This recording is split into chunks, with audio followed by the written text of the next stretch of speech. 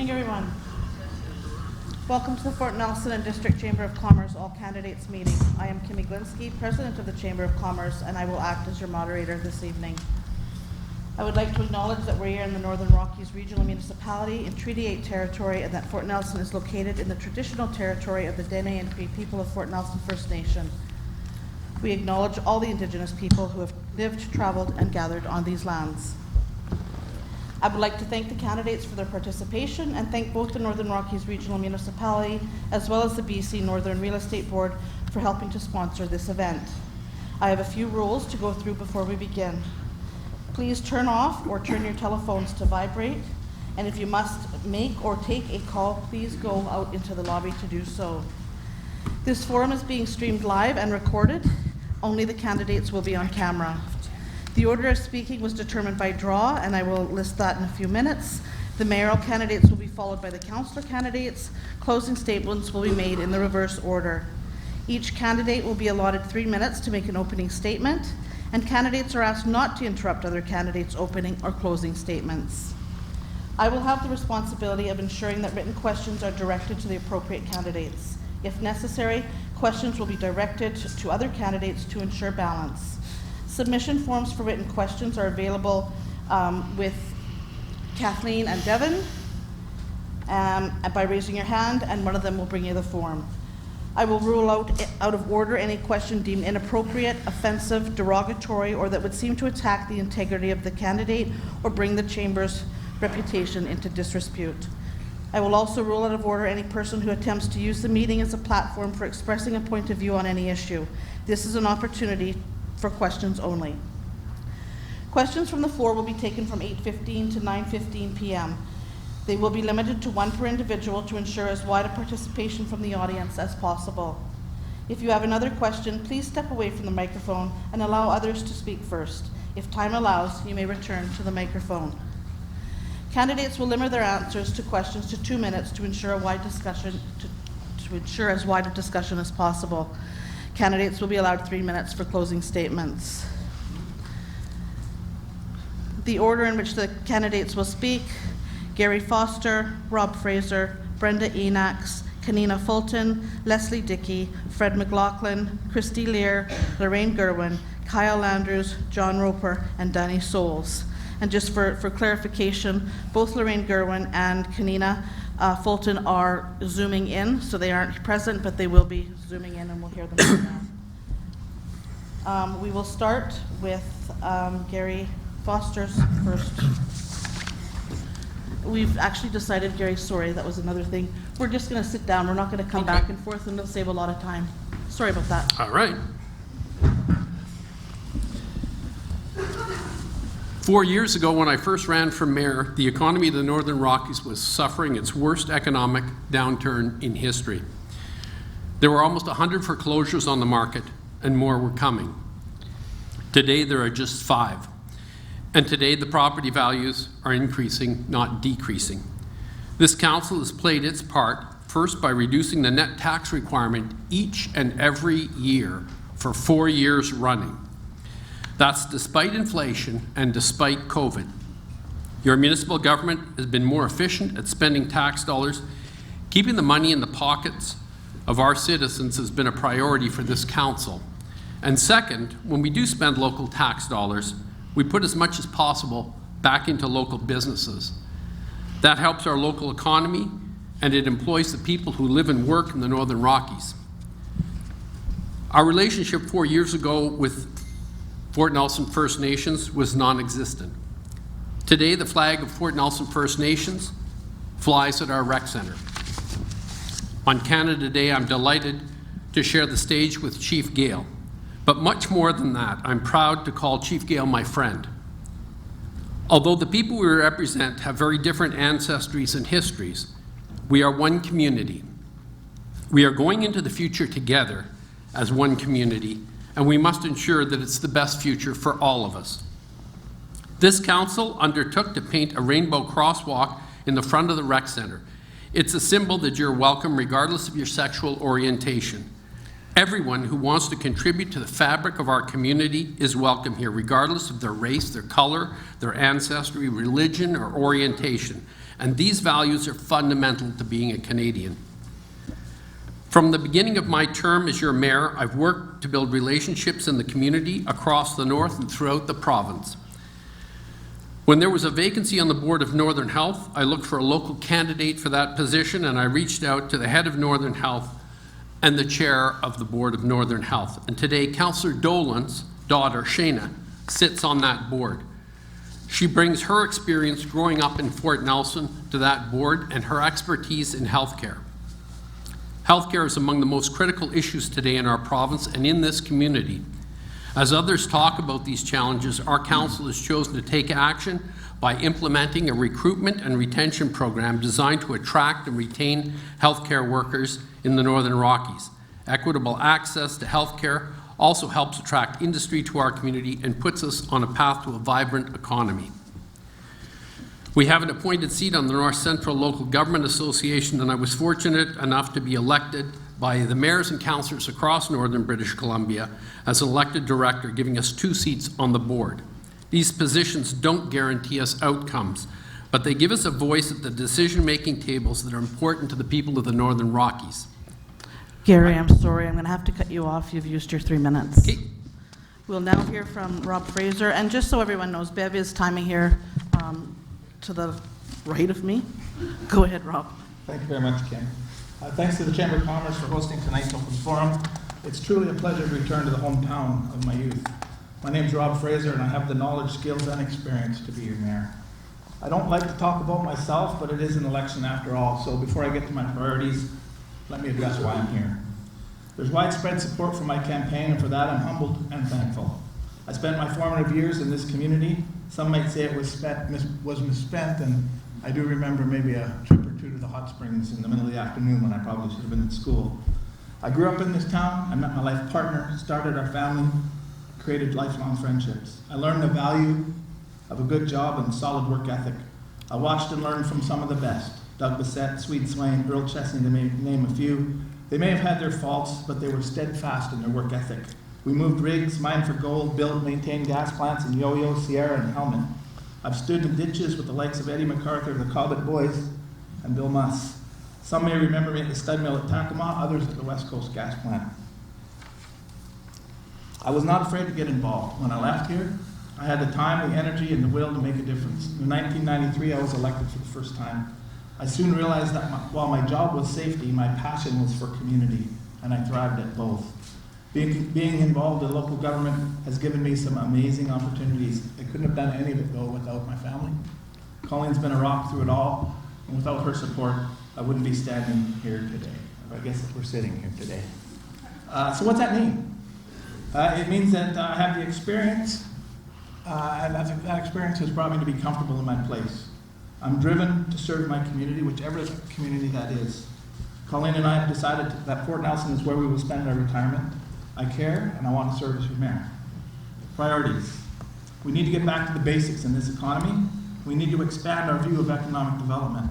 I'll work with council, the nation, community, and municipal staff to support the existing business community and new entrepreneurs who want to rebuild our first dollar economy. I will advance real local reconciliation with trust and respect. I'm in the best position to further enhance our regional relationships. I'm 100% committed to the reestablishment of the rail service as a tool to grow our resource and service economies.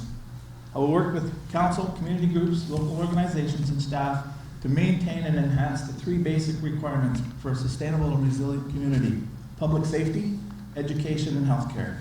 We will work hard to put Fort Nelson back into the provincial discussion as a service and resource community, not just a wide spot on the Alaska Highway. I look forward to your questions.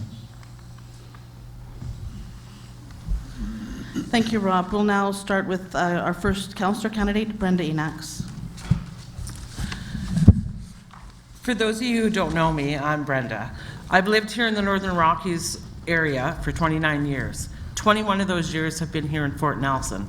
Both of my children were born and raised in Fort Nelson, have both completed the graduation requirements at Fort Nelson Senior Secondary. My parents moved our family to Fort St. John in the early 80s, where I spent the majority of my teenage years getting to know the North, attending and graduating from Burt Bow Senior Secondary. After graduation, I could hardly wait to return to the Lower Mainland. While back in the Lower Mainland, I received my travel and diploma and worked at Fiesta Holidays. That was a short-lived experience, and it lasted all of 5 years as the draw and want to return to the North pulled at my heart. On my return, I met my future and current husband, Rob, and spent 11 years working for Impact Industries, Rorson Enterprises, and Peace Country Maintenance along the Alaska Highway. We resided at Sikanee Chief, Toad River, and Steamboat. To say I know the area is an understatement, as we spent every free minute camping, quadding, fishing, and enjoying our trap line, along with all the back roads in the area. Prior to the birth of our daughter, I also spent some time working out at the rail yard with BC Rail, traveling in from Steamboat for every shift. It was a fantastic experience, and I am grateful for learning what knowledge I did learn of the railroad.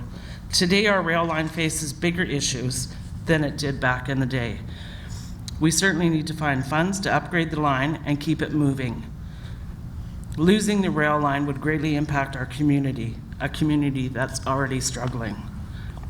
After my children were old enough, I settled back into the workforce within the tourism industry, working for Gales Cruises and Vacations, Expedia Cruise Ship Center, and Travel Time. When the pandemic hit, the travel industry was hit hard, and I was offered a job with the Fort Nelson Event Society, which I accepted, and I'm still presently employed. I am currently a member of the Fort Nelson Heritage Society, Tourism Advisory Committee, and Rotary Club. I am a committed volunteer for many organizations in the community, spending 10+ years with the Fort Nelson Minor Hockey Association, looking after a fantastic group of kids, which still today I call my own. I've been involved with the Fort Nelson Motocross Club, Snowmobile Club, Off-Road Explorers, and the numerous not-for-profits in our tiny town, helping at every turn possible. In 2019, I was honored to receive the Volunteer of the Year award during the Chamber Business and Excellence Awards. Fort Nelson is an amazing place to raise your children, but it's not without challenges. I was fortunate to have both my children in the Fort Nelson General Hospital, which is now not possible to the state of our health care. I cannot imagine the financial and emotional stress this causes so many of our young, soon-to-be parents. This should be a time of celebration and a time I'm sorry, Brenda, I'm going to have to cut you off as well. Sorry. Holy, it's going to be a rough night. 3 minutes is not very We're going to go to Zoom now, and we're going to hear from Kanina Fulton. Can you hear me all right? We can, yes. Good evening. My name is Kanina Fulton. I was raised on a horse and cattle ranch on the Halfway River in at mile 95 on the Alaska Highway. I resided in the Northern Rockies Regional Municipality at Toad River for the past 29 years, where my husband and I own and operate a hay and horse ranch. I have worked in the oil and gas industry for 33 years, the last 16 as a pipeline and facilities consultant. During my time in the Northern Rockies, I have been involved in many of the issues affecting not only the residents north on the highway, but also the community of Fort Nelson. I'm a founding member and have held an executive position on the board of Northeast BC Wildlife Fund, a board member of Toad River Area Planning Advisory and Grazing Committee, and a participant with the Northern Rockies Roundtable Initiative. The issues I feel are especially important to focus on for now and the coming years are boosting the economy, land uses, and stewardship. To ensure the viability of our economy, we need to ensure that our jobs are not exported. We need to add value wherever possible and ensure that our resources are available to all persons. I feel that the railroad is a must for the future of our economy, including the logging, oil and gas, and mining. I feel like my experience and knowledge of the oil and gas industry, natural resource, agriculture, and tourism sectors would make me an excellent candidate for the council person. I would also bring to council an excellent work ethic and an ability to listen and fairly consider all sides of an issue. I understand that a position on the council means that I would represent the whole community and could be trusted to work towards positive, collaborative decisions. Thank you. Thank you, Kanina. We will now go move to Leslie Dickey. Greetings. I'd like to acknowledge the Fort Nelson First Nation and the territory in which we conduct our business today. I'm grateful to be here, and I look forward to listening, sharing ideas, values, and visions. I thank you for taking time to join us tonight. I appreciate gatherings like this, a time to connect and share what is important to you, your family, your business, and what's important to me. For those of you that don't know me, I was raised in Victoria, BC. I'm from the Kwakiutl First Nation located in Port Hardy on Vancouver Island. I moved to Fort Nelson in 1979, married Reynold Dickey, and raised 5 amazing sons.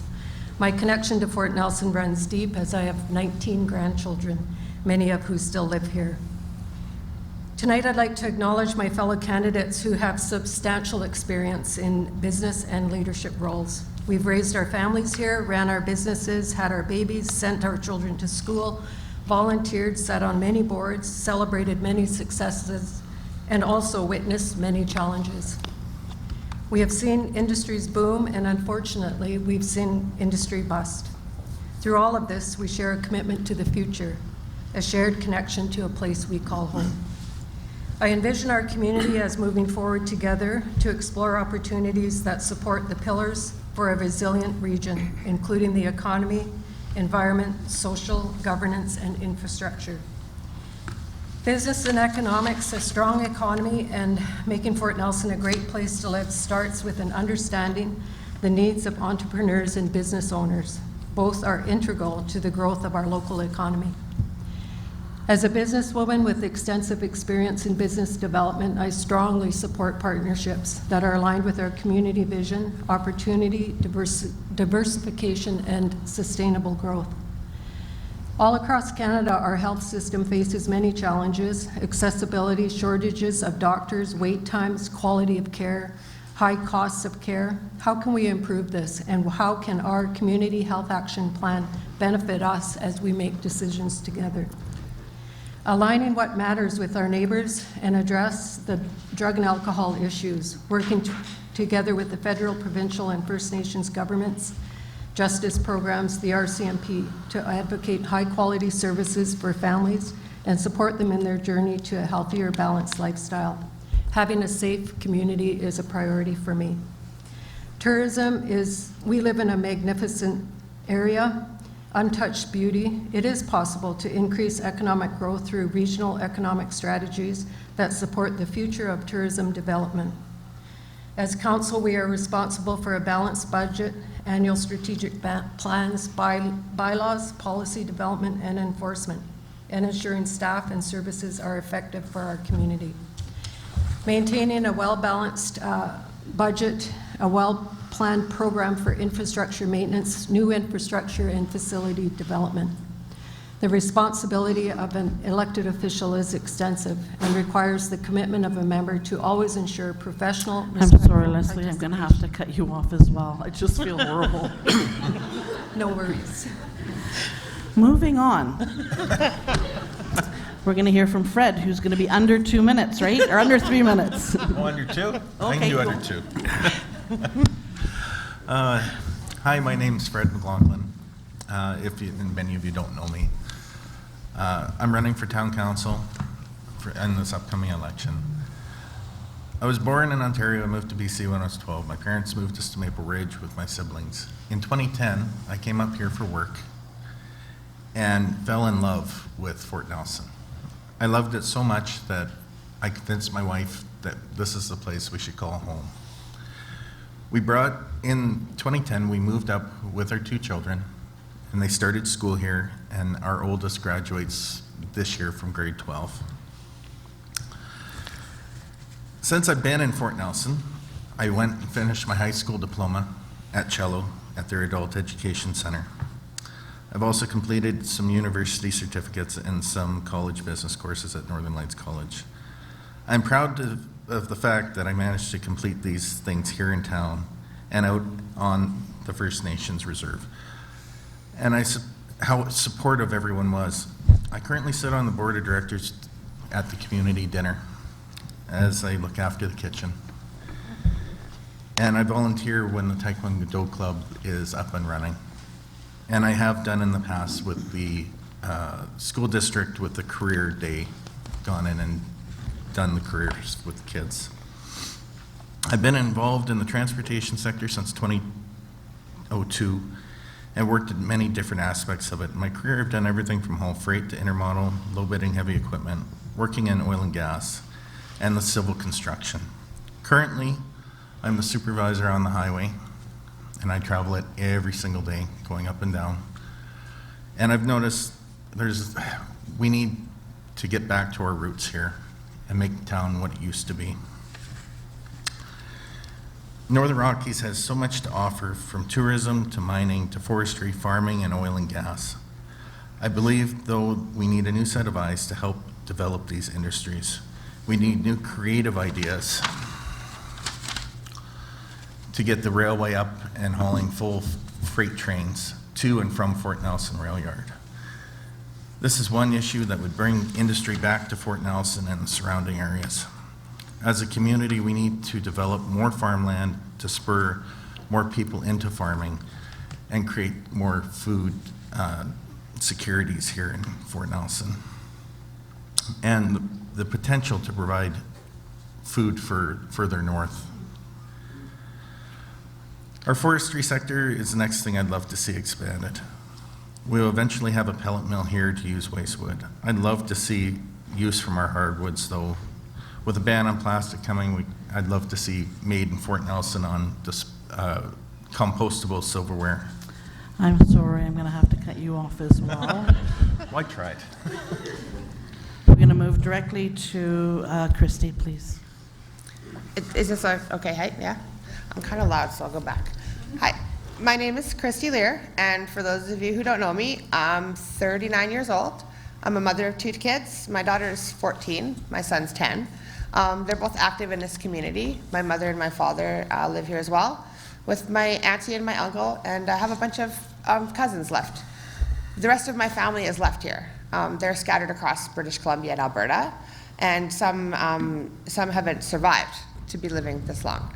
So I'm sitting here in front of you guys today because I've been on quite a journey. 4 years ago, it'll be 5 in November, I retired unexpectedly from what I loved the most. Was working in the oil and gas and working on the highways and doing traffic control, keeping people safe, providing support and jobs for people to come home to. So I've chased this recession in and out of this town a lot. A lot of times, I'm gonna be honest, we weren't sure if we were gonna be back or even stay. I wanna bring my experience that I've had so far to you guys. Now, I've worn many hats in my life, many hats. Some people say you call them capes now.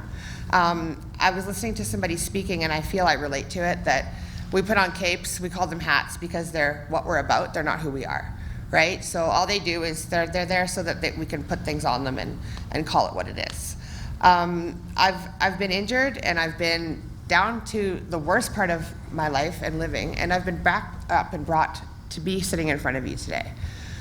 When I was at my worst times, I wasn't with community.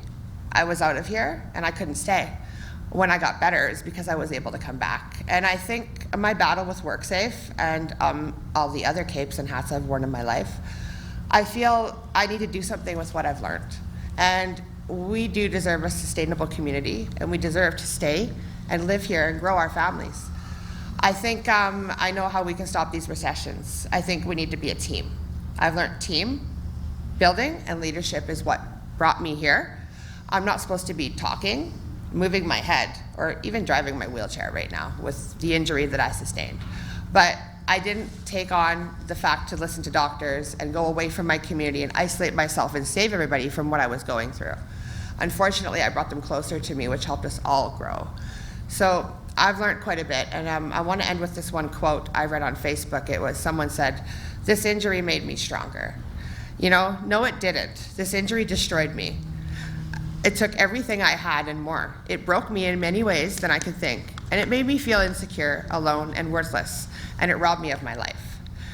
I made myself stronger. This community helped me do that. I've clawed myself out of that dark place, and I've rebuilt my life. And I had to fight harder than ever to gain back everything that I lost. That makes me a warrior. So if you will have me, I would love to be a warrior for you and for this community and build a team and make sure that we can stay. I don't want to leave. And thank you. Thank you so much, Christy, for staying within your 3 minutes. Well, the counselors made it easy. They answered all the hard stuff. Just saying. So we're going to switch back over to Zoom, and we're going to listen to Lorraine Gerwing.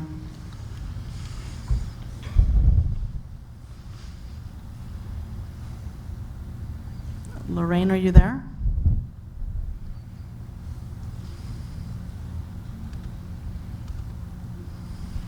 Okay. Maybe what we'll do is we'll just go to Kyle and we'll see if we've got some sort of a technical difficulty or not with Lorraine, and we will come back to her. Oh, is she there? You're there, Lorraine? Can you hear me? Oh, we can now. Yes, perfect. Okay. Can you see me? I can see you. You look great. Okay, good. Thanks. This is just really all disconcerting, and don't start my 3 minutes till now. Coughing stops the clock. I just think that those rules need to be fair.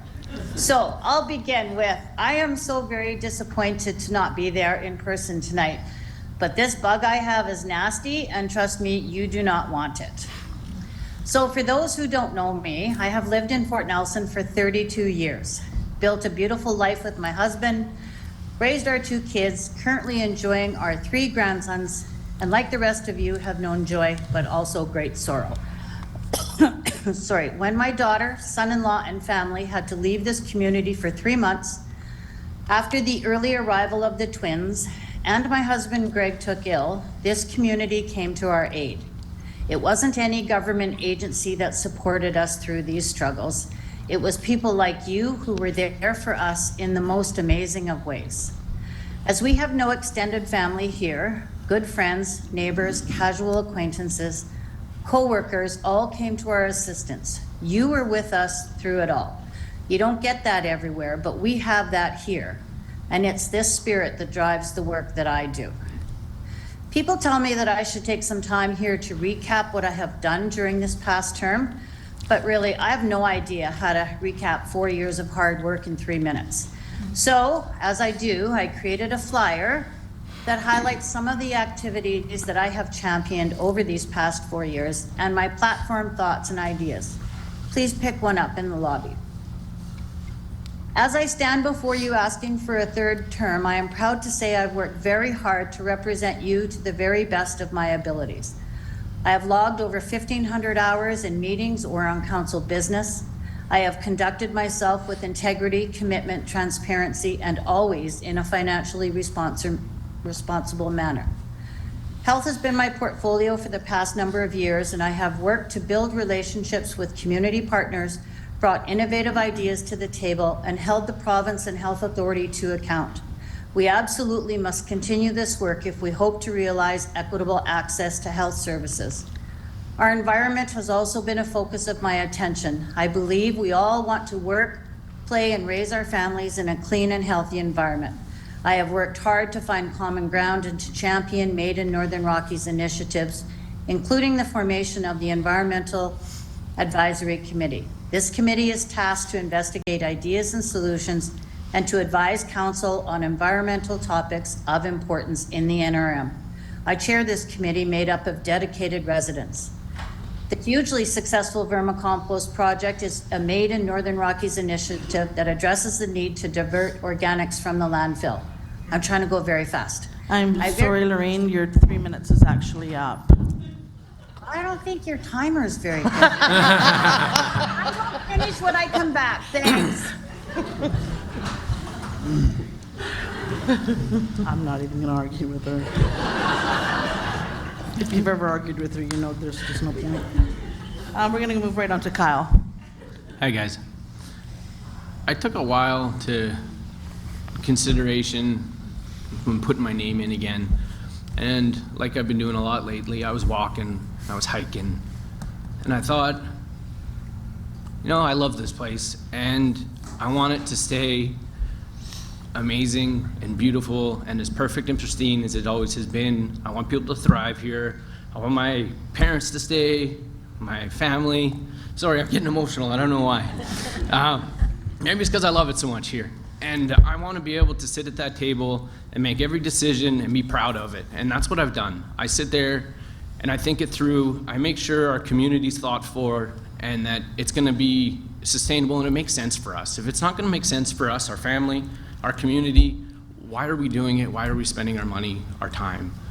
We need to make sure every decision's done that way.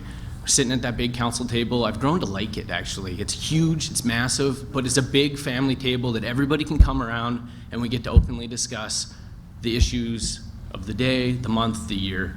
And I want to continue doing that. I want to hear your issues and I want to champion your ideas. So please just reach out to me, come see me, and I would love to continue doing this for you guys. Thank you. Again, thank you for staying within your 3 minutes. Moving on to John Roper, please. Hello, my name is John Roper, and I'm asking for your support for re-election in the upcoming municipal election. First elected in 2018, I've called Fort Nelson home since 1998, and I'm proudly raising 2 boys with my beautiful wife, Tracy, who is an educator in the community. I'm dedicated not only to the welfare and growth of Fort Nelson, but the entire Northern Rockies regional municipality. My professional background in the nonprofit arts and culture sector has afforded me the privilege to serve the community in a fulfilling way. Turning lemons into lemonade has been my personal and professional motto, and when the COVID-19 pandemic shut down most public services, my crew and I at the Phoenix Theatre got to work right away, facilitating drive-in film events after many requests from residents. With the support of the entire community behind us, these events helped families get out of the house and brought people together safely while providing a sense of normalcy during a time of many unknowns. Through my volunteerism, I've been able to help facilitate dozens of memorial services throughout the years, lending a hand to families during times of profound loss. These efforts have allowed tens of thousands of people near and far the opportunity to both grieve losses and celebrate lives. I believe the people of the Northern Rockies Regional Municipality are the true decision makers. I'm running for re-election not to have my own voice heard, but to continue to be the voice of the people of the NRRM. My vision for a future Northern Rockies Regional Municipality includes implementing out-of-the-box solutions towards achieving equitable access to healthcare, the development of infrastructure, including upgrading our rail line, and I would really like to see fiber connectivity for the entire region, keeping our region a safe and enjoyable place to raise a family, and maximizing investment and business opportunities with the goal of rejuvenating the local economy. My initiatives on council have produced major advances towards better governance using 4 key principles: accountability, transparency, participation, and inclusion. I'm proud of the hard work accomplished to lift the media ban bylaw and introduce streaming initiatives that allow constituents across the entire region to view and participate in council meetings as they happened. All public meetings are now recorded and archived as well, all using low or no-cost technology solutions developed in-house. I was also the catalyst for several community initiatives, including but not limited to the Rainbow Crosswalk, the bear-resistant garbage bin locks, and the graduation banners, and much more. My proudest accomplishments have been made through my support of others, including my fellow council members and mayor, municipal staff, Fort Nelson First Nation, community groups, nonprofits, and residents. I believe that great things can be accomplished when everyone works together. A vote for John Roper is a vote for positive change. Please get out and vote on October 15th. Thank you so much. And finally, in closing of the opening remarks is Danny Souls. I forgot what I was going to say. Keep it to 3 minutes. I think I was going to start with a song, and it's I've been working on a railroad. Oh no, except it's not true.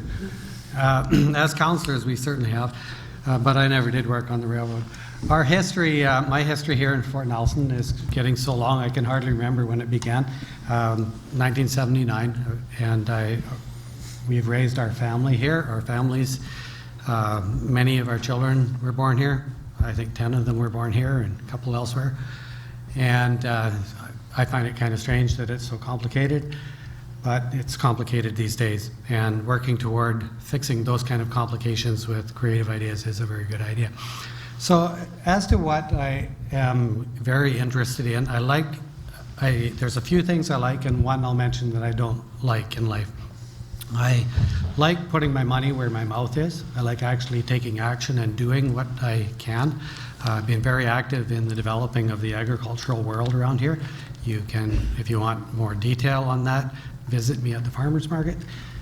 You'll be able to see some of that evidence, but also there's a great deal more that's actually going on, both in the terms of research and so on. I see that both that I support that as a counselor, but I also participate in it as a person and as a family. We do. My history in the early days of being here was in the forest industry, in the logging industry. That attracted me, so I came here to work, and then my addiction of farming took over, and when when the logging disappeared and the sawmills shut down and the plywood mill shut down, we defaulted into the farming world, and I tell you, it has been a focus of mine. So one of the things that I do bring regarding that is an absolute knowledge, a real knowledge of what it takes to expand the agricultural world here. I bring connections to the ministries in the province, very well known by the Agriculture Land Commission and the agricultural ministers, both now and past ones. Same thing with the forest industry. Forest industry representatives in government are aware. I brought a lot of awareness to what has gone on, was instrumental in the AAC uplift that took place in Fort Nelson. And so I do think that there are real things that are possible that can come here.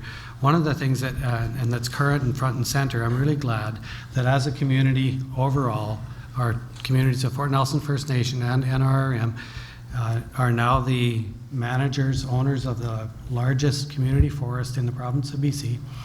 And that was put together with the idea of stimulating economy, and it's beginning to happen. So I'm really proud of that and glad. So thank you. Just in the nick of time. So thank you for your opening statements. We will now open the floor to questions. Again, Kathleen and Devin are around if you want to have someone else ask the question. If you want to ask the question, go ahead as well. We took some questions via email as well, so we have some up here as well. So if there's anybody that wants to start. If not, I can. I will. Kyle, this question is for you. Please tell us of an idea you initiated that you brought to Mayor and Council that was endorsed and seen through to fruition. And do you feel you have accomplished more or less this last term? Oh, that's an easy 2-minute answer for sure. Just kidding. I would definitely have to follow up a lot on that one. Direct initiatives that I brought to the table, the past, I couldn't think of any on top of my head. As far as accomplishment goes, I bring lots of conversation to the table. I look at things, I try to look at things logically. I bring ideas forward when it's coming to the topics at hand. Getting more done would be hard to say over this term. Like, we had COVID, there was a lot of different things going on. Like, you can't really compare the two terms. I still got more to do. There's still things to do, so. So is there any one, I think what the question is asking, is there anything, one specific thing that you brought to council that they saw through to fruition? I can't, not off the top of my head, no. Okay, thank you. Question from the floor for Gary. You mentioned during your opening remarks about your focus on healthcare and finding a local person to be a Northern Health rep. My question is, how can a person who lives in Prince George be your representative, and what is the direct plan to improve our healthcare? So, the Board of Northern Health meets in Prince George, and there was a vacancy on the board, so I took it upon myself to try to find somebody from Fort Nelson who could fulfill that board position. The first person I thought of was Councillor Dolan's daughter, because she had the educational background and she had the experience of growing up in the Northern Rockies, and she lived in Prince George. It would be ideal if we could have people from all across northern British Columbia attend the board meetings, but unfortunately most of the work gets done in Prince George. So she was a natural fit for that, and I think she brings a lot of information and a lot of real lived experience in the north to that board to tell them what it's like growing up in a small, rural, remote town and how it's different than Prince George, and how policies that they make within Northern Health can benefit small rural communities like ours, like Burns Lake, like Smithers, like all those other small communities across the north? I'm not sure I heard an answer to the second part of that question. What is the direct plan to improve our healthcare? Well, the plan to improve our healthcare, we've just embarked on a recruitment and retention program that will give healthcare workers a bonus for staying in the Northern Rockies. So this is an effort to retain healthcare workers here. And further, we're going to have a liaison that is going to try to recruit people from across Canada and actually around the world to bring them to the Northern Rockies to make their home here. So we have healthcare workers that live in our community rather than agency nurses that are moved in and out of the Northern Rockies. Okay, seeing no one at the microphone, I'll go to another question that we had. This question is for John Roper. For part of this term, you lived and worked in Prince Rupert. While you did participate in council meetings via Zoom, do you believe you were able to keep your finger on the pulse of the community? And if so, how were you able to do that? And how can you assure us that your commitment to this community will be as strong as you say it will be? Thank you very much for the question. So to start, I saw an opportunity for personal and professional growth. It's an opportunity that really doesn't appear very often in my sector. So I took the opportunity, and I took a leave of absence from the theater, and I also had good discussions with council, and we weighed the pros and cons of me resigning from council, which would have led to a by-election, which would have cost $10,000. The fact that I had a leave of absence and could make a final decision after trying out a new position in a new community really made it an easy decision for me. And I don't know if I would have went if I didn't have the door open. And certainly, by the end of my experience there, I decided to come back to Fort Nelson. So having said that, I don't see an opportunity like that coming up again. I am really committed to Fort Nelson. My wife and children stayed here. We just were very unsure of the opportunity. And at the end of the day, Fort Nelson is the community that I want to live and raise my family. So if there's any doubts at all, the fact that I came back should speak volumes. The other part of the question, can you keep your finger on the pulse of the community from a distance? I wasn't sure at first. I think I did an okay job, but at the end of the day, I don't think you really can. There was lots that I missed out on, and that's what I learned. So no, I don't think that someone living away can simply just stream into meetings in the long term. But having said that, I did visit Fort Nelson in October. I attended a live council meeting, and I ended up coming back. So thank you. Thank you. Anybody from the floor interested in a question? Okay. This one is actually going to be for Christy, Frederick, Leslie, and Kanina, and Brenda as well. Have you read through or are you familiar with the official community plan? A yes or no answer will suffice. Yes. Not all the Yeah. way through. Not all of it. No.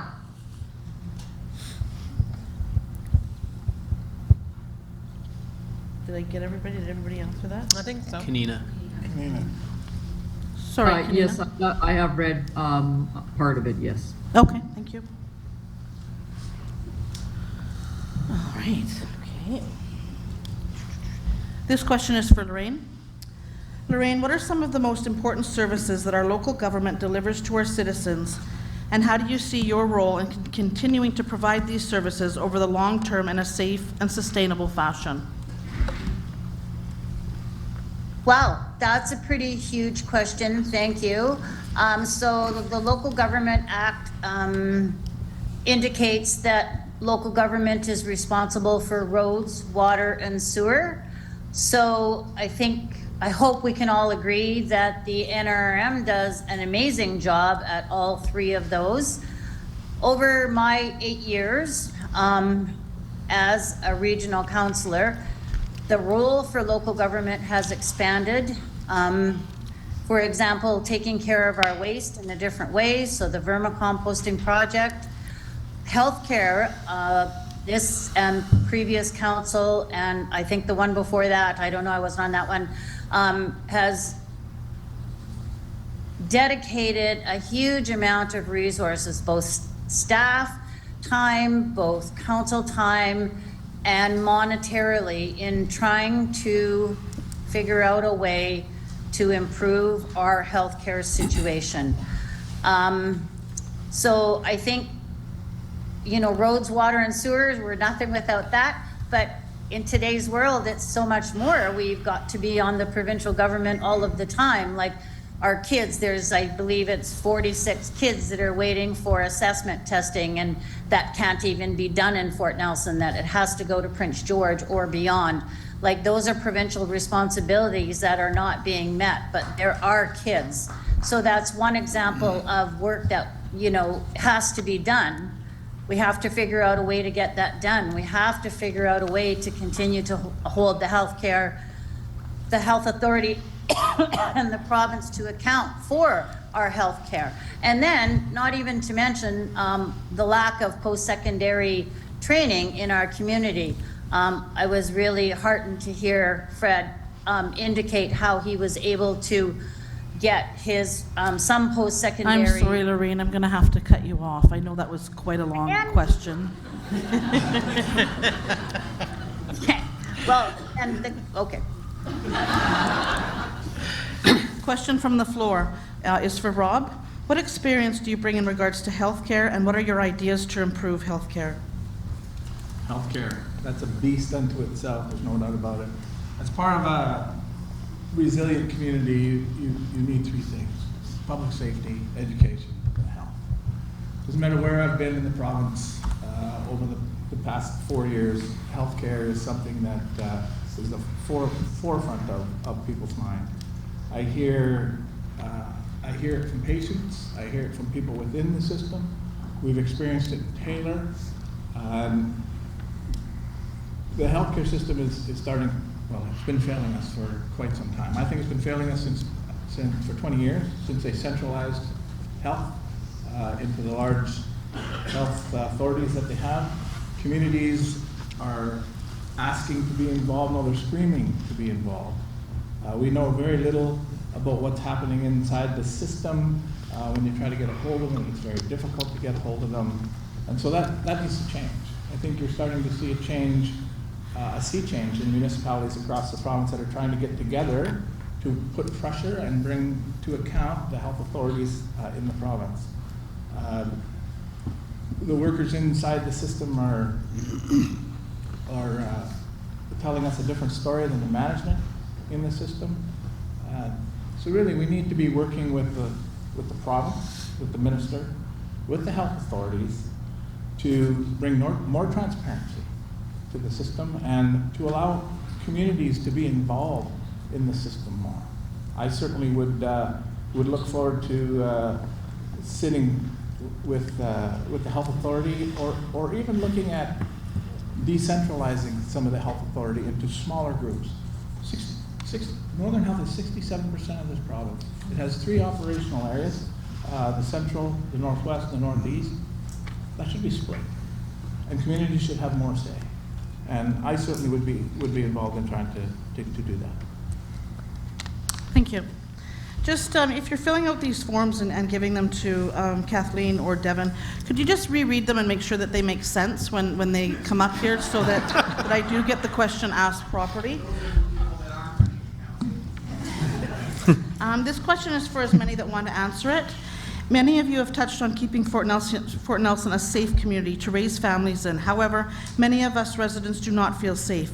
In recent months, break-ins, theft, burglaries, etc. have been on the rise, and we can no longer go to bed without locking the doors. What are your thoughts and plans to address this growing problem? So, Kim, I'll go first. Personally, over the past 4 years since I've been mayor, I've had my properties broken in about 3 or 4 times. So I'm not immune to this. We've also called the RCMP and spoken to them on numerous occasions. Theft and crime within all communities in British Columbia is on the rise, and it is a real problem, and I don't have much faith in our provincial government bringing in the necessary punishments to deter that. The RCMP are usually frustrated when they arrest somebody. It goes to Crown Counsel, and if it gets by Crown Counsel and the charge is laid and it goes in front of the judge, the sentences are far too weak. And we get repeat offenders. They come back time and time and time again. And my sympathies go out to the RCMP because they are simply trying to do their job, and they are in a system that doesn't seem to be able to rehabilitate or deter criminals. I'll jump in. Okay, go ahead, Ralph. Thanks. So, public safety is one of those cornerstones to a resilient community. Families need to feel supported. So, I think it was Lorraine that said that we get involved with everything that goes with public safety. It's water, it's sewer, it's roads, it's policing, it's fire. And when it comes to public safety, there is no room in the community for petty thieves or wildlife. And I think the Northern Rockies needs to spend more time. It doesn't necessarily mean that we need to kill them. It doesn't necessarily mean that we have to round up every petty thief. But we've got to try to look at the root of the problem. Why is it happening the way it is? Are there mental health issues? What's getting some of these folks out there and thieving? Likely because they don't have a job. Likely because there's potential mental health issues. Those are roots that we've got to get to and help with. And there are service clubs here that need to be supported that can help with those. I think that we can get a block watch program or something similar to that going. Citizens on Patrol, I see signs around, but I'm just not sure if that's in place. Those are action plans that can help communities, and so it's getting back to basics, making sure that people are watching out for each other. But really, wildlife and petty thieves don't belong in the community. We need to do something about it. Anybody else? Go ahead, Kyle. So currently our bylaw system is complaint driven, and I'm a firm believer that we need an active bylaw enforcement. Studies show that with derelict properties and just stuff that's unkept, it's more prone to invite petty crimes, petty thefts, and I think that could help. Also keeping things clean, it makes things safer. We've got a few issues that we're working up within our bylaw that we're trying to revamp it. And I think having active enforcement would help a lot. There's a lot more to do. That's just one small part, I think, that we're currently working on. Advocating to the province for more funding for mental health direct to the Northern Rockies, I think would help a lot too. And just funding in general for policing and making sure we have patrols going on all the time. It would be great. I'd like to share that I think one of the things we can do is partner with our neighbors to identify a letter of expectations from our RCMP, a clear and concise list of what the priority of the community is. I think an education and awareness program starting at a really early age in the elementary schools and the high schools to develop a drug and alcohol awareness and the issues that it causes. Because petty crime and those types of issues are social problems. So how do we address the social problem? How do we support families that are trying to live a healthier life? So I think creating a health plan that includes supporting youth and families that need to address healthier lifestyles. But I also believe that community watch programs really do work when the community supports it and when the RCMP support it. So I think that letter of expectation, having it reviewed every year with the community and having the right people at the table to make those decisions. It does sound good mixing our animal problem, our bear problem, and our crime, because they're both things that need to be watched. And that's a task force. If you open the opportunity, there's something that could work together. I do know one thing about the RCMP, and I wished I could do something about it when I heard about it, was there's only a certain amount of hours they were out patrolling our community, and that's when crime got really high. I did drive. I'd have a teenager, so I stayed out extra hours sometimes, making sure I was out. And you were right, there was no police officers. And the minute that hour hit, you could see the people walking around our town that we have no idea who they are, you know. And with a seat on the council, I think I could have got ahead a little bit of it and maybe helped there immediately. I do want to help either way. I think they need to join. I think we need some kind of a reporting system, and the two are having a trouble on their own. Let's put them together, right? Can I go next? Sure, go ahead, Lorraine. Great. Thank you very much for the question, because this is going to save me time in my closing, because I have this comment to make. So, and then I can take it out of my closing. So thank you. So I just wanted to share that a working group has been formed at the direction of council just recently, and it includes the NRM, the RCMP, various service providers and residents. And it's to inform, coordinate, and investigate ways to deal with challenges facing our communities resulting in criminal activity.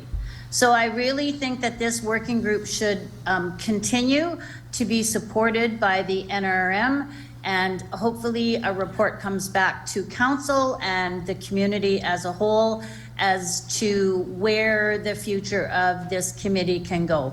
But all of the agencies are getting together. I think everybody understands that there's a problem, and finding ways to work together, like the other candidates have mentioned earlier, is very, very important. So there's a mechanism in place, and hopefully it bears fruit. Thank you. Okay, we'll let John finish it, and then everybody's just sort of repeating what everybody else has said, so we'll move on after John answers the question. Thank you.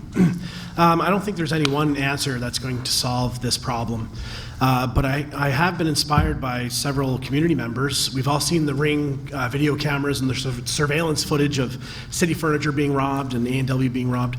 I think some increased surveillance in the community might go a long way to perhaps deterring some of these crimes that are happening. And at the very least, it might help to build some evidence to hold those accountable. So you never know, there might be a technology solution where we have a couple of street cameras that can surveil overnight. You know, we have very limited resources with our RCMP, so. But it's going to take a multifaceted approach to make headway there, and there's been some great ideas on the stage, so thank you. Okay. Mayor and council has supported the CAN4 license transfer that doesn't actually require a single log being mailed here. Many of these logs will be shipped to CAN4 owned and operated mills in other parts of the province as part of an agreement. How is this scenario any better or different than CAN4 just sitting on the licenses for another 15 years?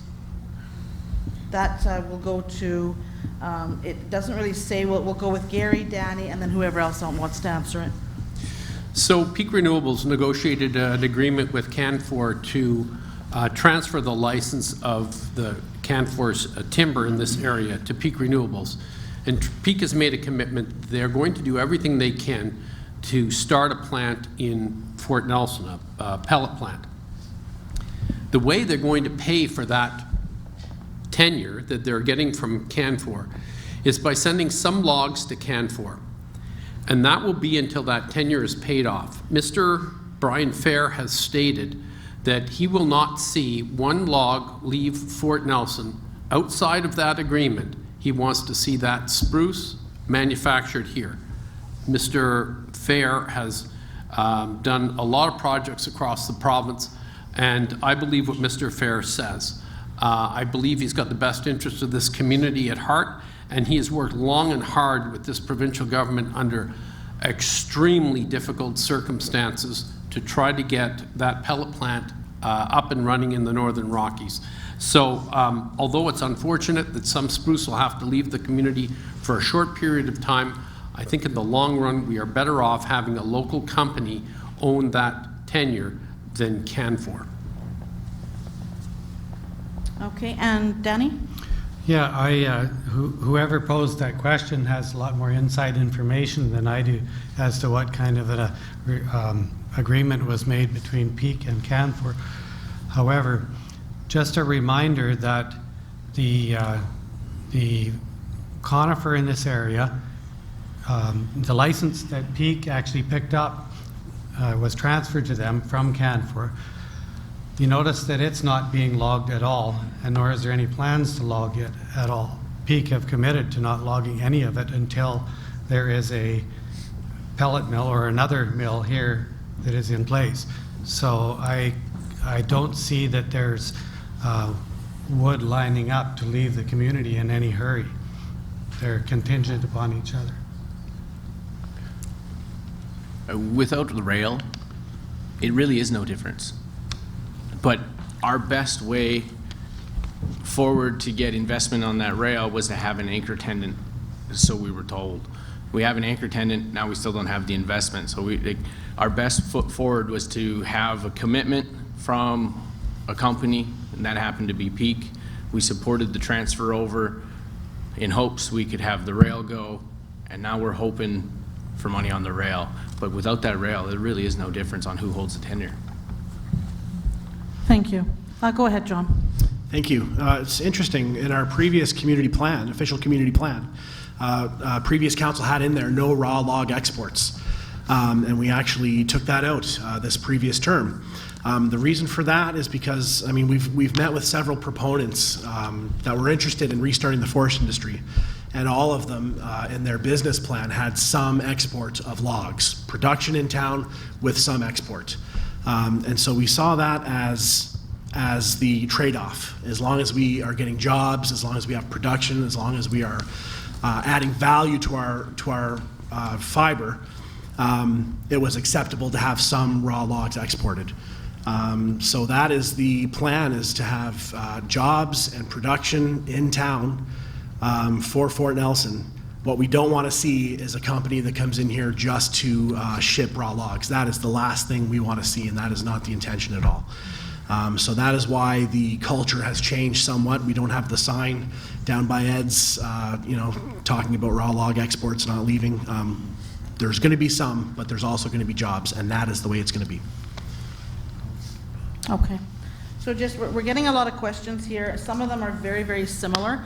So if you did submit a question and it doesn't get asked, please know that I've looked at it and thought it was similar to another one. So I've only asked the question once. I see somebody's at the microphone. Go ahead. Hi there, Becky Coons. I'm just wondering, I'd like to hear from both of our mayor delegates about, or whatever the word is. It's been one of those days. Thank you. Can't all be perfect. Okay. I'm wanting to hear your thoughts and opinions on supporting around addictions in our community. We've just talked about roots, but nobody said the word addictions. So I'm curious to hear how you guys feel about the supports for addictions and what you could see changing in that area. So Becky, addiction is a real problem in our community, and I think we lost one young fella about 18 years old not long ago, and there have probably been others. Addictions are a growing problem across the province, and particularly, I guess, in our communities. Northeastern British Columbia has been particularly hard hit with addictions. I think more resources from Northern Health are a start. Mental health help for some of these people. And I think, as was mentioned earlier, starting in the high schools, to show people that addictions is a dead-end road. We have, we went through the COVID crisis, but the number of people who have died from addictions, even during the time that we've had COVID, are pretty close, if not more, through addictions. So it is a growing problem, and it's a real issue in our community. So I have to agree with that. It's the same in every province, in every community. Again, as I speak to mayors across the province, I see all of them trying to understand addictions and why we're seeing such an increase in deaths from opioids and the crisis. The drug supply is poison. I agree that we need to be doing more education to really get people to understand that it's a poison drug supply. There's some discussion provincially at making some of these drugs legal in order to reduce the illegal drugs, and so therefore what's in it. I'm not sure I'm there, but certainly working with the health authority to have safe sites, safe injection sites, and then again back to dealing with the root of some of this, and this is helping people get over their mental health issues, making sure that there's enough funds being supplied by the province in every part of the province to help with that. And I am still a believer that if people are working, they're in a better place in their life and don't need to self-medicate quite so much. Thank you. A question for the floor for Rob. As a member of this community for 35 years, I have no idea who you are. I understand you grew up here, however, Fort Nelson has had growth and loss over the years, all of which you did not live here throughout. Our current mayor has lived throughout all of this, including operating his own business endeavors. Why do you feel you are a better candidate when your focus has been with the community of Taylor and not of Fort Nelson? And then a second part of that question, because I have a similar question here, why run for mayor right away and not council so that you could get the lay of the municipality, so to speak? Yeah, well, thanks for both of those questions. It's been a long time. It's been 35 years since we've been here. We left this community with the experience I had to start a career in health and safety, and I thought that health and safety would bring me back to this community. I was wrong with that. So I did get into local government because I am interested in participating. I believe that I will bring an experienced, clear lens at the opportunities that present to the community. So I have no encumbrances. I have no preconceived notions about what we can and can't do. I think being away does give me a unique perspective on the options as they're presented. I can have a look at the operations with a clear and experienced lens to make sure that the will of the people is, with respect to services, is being carried out by the staff and the members in the community. So I feel that running for mayor, I have the experience, I have the leadership ability, I have the ability to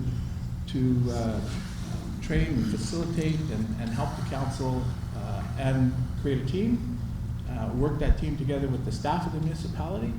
And I think being the mayor gives me that ability to be at the front of the leadership and the building of that team. And so I believe that running for mayor was the best position for me to run for. Thank you.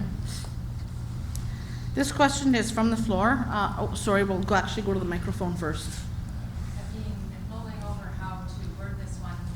When you were all doing your opening speeches, you spoke about CN Rail, almost all of you. And CN Rail is a private shareholder-owned business now. It's not a government entity such as BC Rail was. And I've heard numerous people say that we have to find a way as a community. Now, this is an open question, and are we supposed to find the funding to fix the rail and to do it when it is a shareholder owned? Or what are the feelings on being able to get that back to Fort Nelson with a viable rail to bring industry back? Because I know different councils, chamber, Rotary, they've all been trying to get a rail for years. So just anyone that has thoughts on what we can do with that. Go ahead, Rob. Thank you. So the railroad is a critical piece of infrastructure to allow primary industry, particularly those types of industries that have bulk sales, to flourish in this community. It is a private railroad. It's been pretty clear from CN around the province that they do not want to be in the servicing business. They want to be in the hook and haul business. They want the train hooked up. They just want to hook onto it and they want to go. They do not want to spend their time in small communities and spurs. And it's critical that rail service this economy. But it cannot be a subsidized rail service. And your question is a very good one, because the business plan for the rail has got to be one that will show a profit, or it will not last. If the province does, if council is able to get the province and the federal government to put money into that railroad, because the weights are down on it and the speeds are down on it. It can't be profitable if they have to drive slow and they have to have too many crews, one on either end, because it's going so slow. So it's got to be profitable, and we're only going to get one chance if we do get the money to go in. So therefore, we have to ensure that that is a profitable venture. We have to be really cautious about the business plan and the options moving forward. So I know I know that this council has to be working behind the scenes, and some of this is probably behind closed doors because it's based on businesses' plans, and so that can't be done in the open all the time. But I sure want to get involved with what those are to make sure that that business plan is solid and that it's profitable, because it won't last otherwise. And we'll be in the same boat 10 years from now. Okay, go ahead, Gary. So I don't want to tell tales of the school here, but Peak Renewables and Caribou Rail and JTR are in talks with CN to purchase the line from Buick Creek to Fort Nelson. The line has fallen into the state of disrepair where the speeds and the loads on that rail line are not conducive to profitable resource extraction. The federal government has stepped up and they said, we will put in half the money, $35 million, to upgrade this rail line. We're looking for the other $35 million. We've been looking to the province, and when I was at the UBCM, the Union of British Columbia Municipalities, meeting with ministers in Whistler, we pushed this point very hard that we need the province to step up with $35 million to match those funds. The federal government is putting it in under the Canadian Trades Corridor Fund, and we need the province to come along with $35 million. I was talking to the Parliamentary Secretary for Rural Development today, Raleigh Russell. Continue to make this point. Raleigh Russell, the Minister of Energy, the Minister of Forests are very supportive. We seem to be hitting a roadblock with jobs, trades, and technology, and we are after them as hard as we can go to come up with this $35 million to upgrade this rail line. This, of course, would cost the municipality nothing. I think the province has a tremendous amount to benefit from this in stumpage fees, in employment, in opening up the north, in oil and gas, and the list goes on and on. And we haven't even talked about CO2 sequestration in the Northern Rockies. So we've made all these points to Raleigh Russell and other ministers. I think we're getting some traction here, and I think I see a light at the end of the tunnel here. I believe that that's going to be turned into a short line railroad. It's not going to be owned by CN, and it's going to be operated, and it's going to be extracting resources out of the Northern Rockies in a profitable manner that will encourage other companies to come here and open up businesses as well. Kyle, go ahead. So first of all, I don't like the idea of public money going into a private line. Sadly, we're being held ransom. In order to get the rail line up to snuff so we can have industries. Remember Fort Nelson, before that rail line, we didn't have a ton of industries. Like frac sand came up on it, all of our fuels came up on it, all our not all of them, majority of our building supplies. Like that rail was integral to developing the infrastructure and the industries that we have here. And if we want more industry and we want it to flourish, we need that rail. So we kind of have to advocate, and we have to remind the province that this tax dollars have come from here and they can come from here again. We just need a little help. Okay, I'm going to go to some of the another question that was given to us beforehand, and the question is for Gary and Rob. Winter is coming, and there's an even greater need for oil and gas to assist with shortages overseas, preferably from stable, ethical, and environmental responsibility producers such as BC and Canada. Since Chevron has holdings in our area and is a major player, if you could meet with the president of Chevron, what 3 things would you say to him to convince him to invest in natural gas production and shipping within our region? Go ahead, Gary.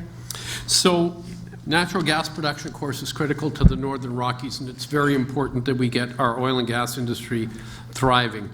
I believe that when the Kitimat LNG facility comes online, it'll be taking a lot of natural gas from the Montney, and I believe there'll be an opportunity for the Northern Rockies to supply that shortfall for the North American market. What 3 things would I tell the president of Chevron? Drill, drill, drill. I don't know what I can tell the president of Chevron. I mean, it is dependent on the cost of moving the commodity to market, and it is dependent on the world market for LNG. You know, I am personally a big fan of natural gas.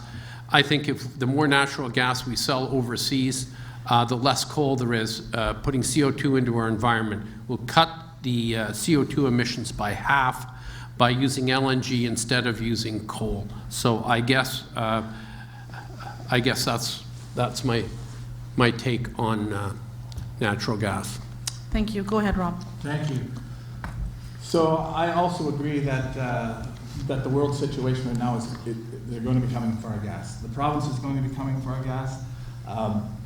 We can't seem to build LNG plants in Canada as fast as the Americans can. I believe that the Americans will probably build LNG plants on the East Coast as well as in the Gulf. They will use their own domestic gas supplies from Pennsylvania and from Texas to do that, as well as some of the gas that's being rerouted through Chicago from here to there, even though the feds probably don't realize that. So I believe that domestic gas needs to be replaced. We have pipelines from here to Chicago. We have pipelines from here down the west coast of the United States, and our gas will fill those lines and supply their domestic markets. What would I say to the president of Chevron? I would say you can do it better in BC because we've got local workers in this province, particularly in the Northeast, who are born and bred on taming the dragon, and I think that we do it better. I think we do it more environmentally friendly. We have one of the best, so second thing, best world-class regulator here in the province. Our regulations are such that we can produce natural gas in an environmentally friendly way better than anybody in the world. The third is we've got great relations with our First Nations partners. As we build community with our neighbors, we can work together and work in lockstep. And these companies are looking for that longevity, and they're looking for that security. And if we can get real local reconciliation done here before the province, we'll be in a position to walk arm in arm with our neighbors and make this happen, and it'll be more secure for him. Those are the 3 things I'd say. Thank you. Going back to a question from the floor, it's to anybody that wants to answer it. So maybe we'll start with Fred, sorry. What are your plans to make Fort Nelson more appealing to have the younger generation want to come back after post-secondary training or stay here after high school to become active members of our community? Well, I think the first one is we have to be creative in drawing in new businesses and new industries to Fort Nelson. We need more post-secondary school here. Like when there used to be an Akodi program here that taught people how to be teachers, and we don't have that. There's really no appeal here for our kids when they graduate high school. Like my son's gonna graduate this year, and there's nothing here. We need to come up with new creative ways of thinking to bring businesses back to Fort Nelson. You know, when we moved here, it was a thriving community. We had lots of community involvement. There was always something that the community was doing, like the community dinner or Spookorama. And in the last few years, all that's kind of fallen apart, you know? And in my mind, like I said, we've got all these buildings that are sitting empty. You know, I think we need to look at industries, maybe, you know, the spirit industry or breweries or mining peat moss, something to draw industry here so there is a future for our kids. You know, when they develop oil and gas, you know, you have a diversity of just not oil and gas workers, you have biologists, you have reclamation people, you have all these other industries that follow it that young people are going to be attracted to, especially with the reclamation. And you know, it's just how I feel. Like, we definitely need to bring new industries here and have new eyes looking at how to bring them here, instead of just relying on the same old things that we've been doing that haven't worked. Okay, thank you. Christy, if I can get you to answer that as well? I believe and think we should reach out to them and start asking them what would make them want to come back. What do they want to do? Where do they want to go? And start having those conversations. I don't know where the generations are going to be going next, and I'm pretty sure you guys don't either. We can't tell the future, but if we embrace them and ask them what they want and what they see, we can pave that forward for them, and that's going to make sure they'll always come back. And I think that might help us grow our community here as well. Let's ask them the questions, not speak for them. Leslie, go ahead. I really believe in creating opportunity for them. So I don't know how, like, I made you myself. When you take economics, they always talk about creating that funnel and what do you need in that funnel in order to make a really good community. So what is it that we need here? We need nurses, doctors, lawyers, clerks. There's so many positions that we need here. So employment and training opportunities for localized training so that they have a position that they can apply for here. But I think also with the business development side of encouraging our youth to look at being an entrepreneur rather than being an employee, like the benefits of being an entrepreneur, and how can we support as a council, how can we support self-employment and entrepreneurship. So I think I agree meeting with the youth in the high schools and saying, what do you want to be? You know, how can you support our community and stay local, and what would it take? Competitive wages for one. It has to be beneficial for them to stay here. You cannot say, well, we're going to pay you $18 an hour when they can go somewhere else and make more. So making it a competitive process to keep them in town, but also collecting the data on what is it that our youth are looking forward to being in their careers. Okay, Lorraine, did you want to add anything?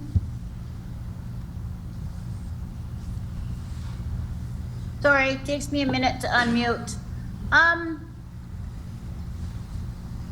I don't want to just repeat what everybody else has said. I think that we have a lot of opportunity currently in our community as I see it, but I really like what Christy had to say about, you know, we need to ask the people directly who are involved.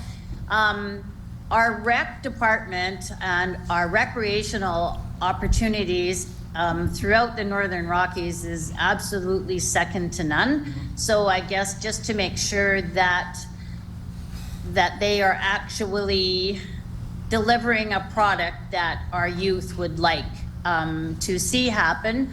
One out of the two of my children came back here of her own volition because she loves it here and has made her life here. She loves the outdoors, and so this is a perfect place for her.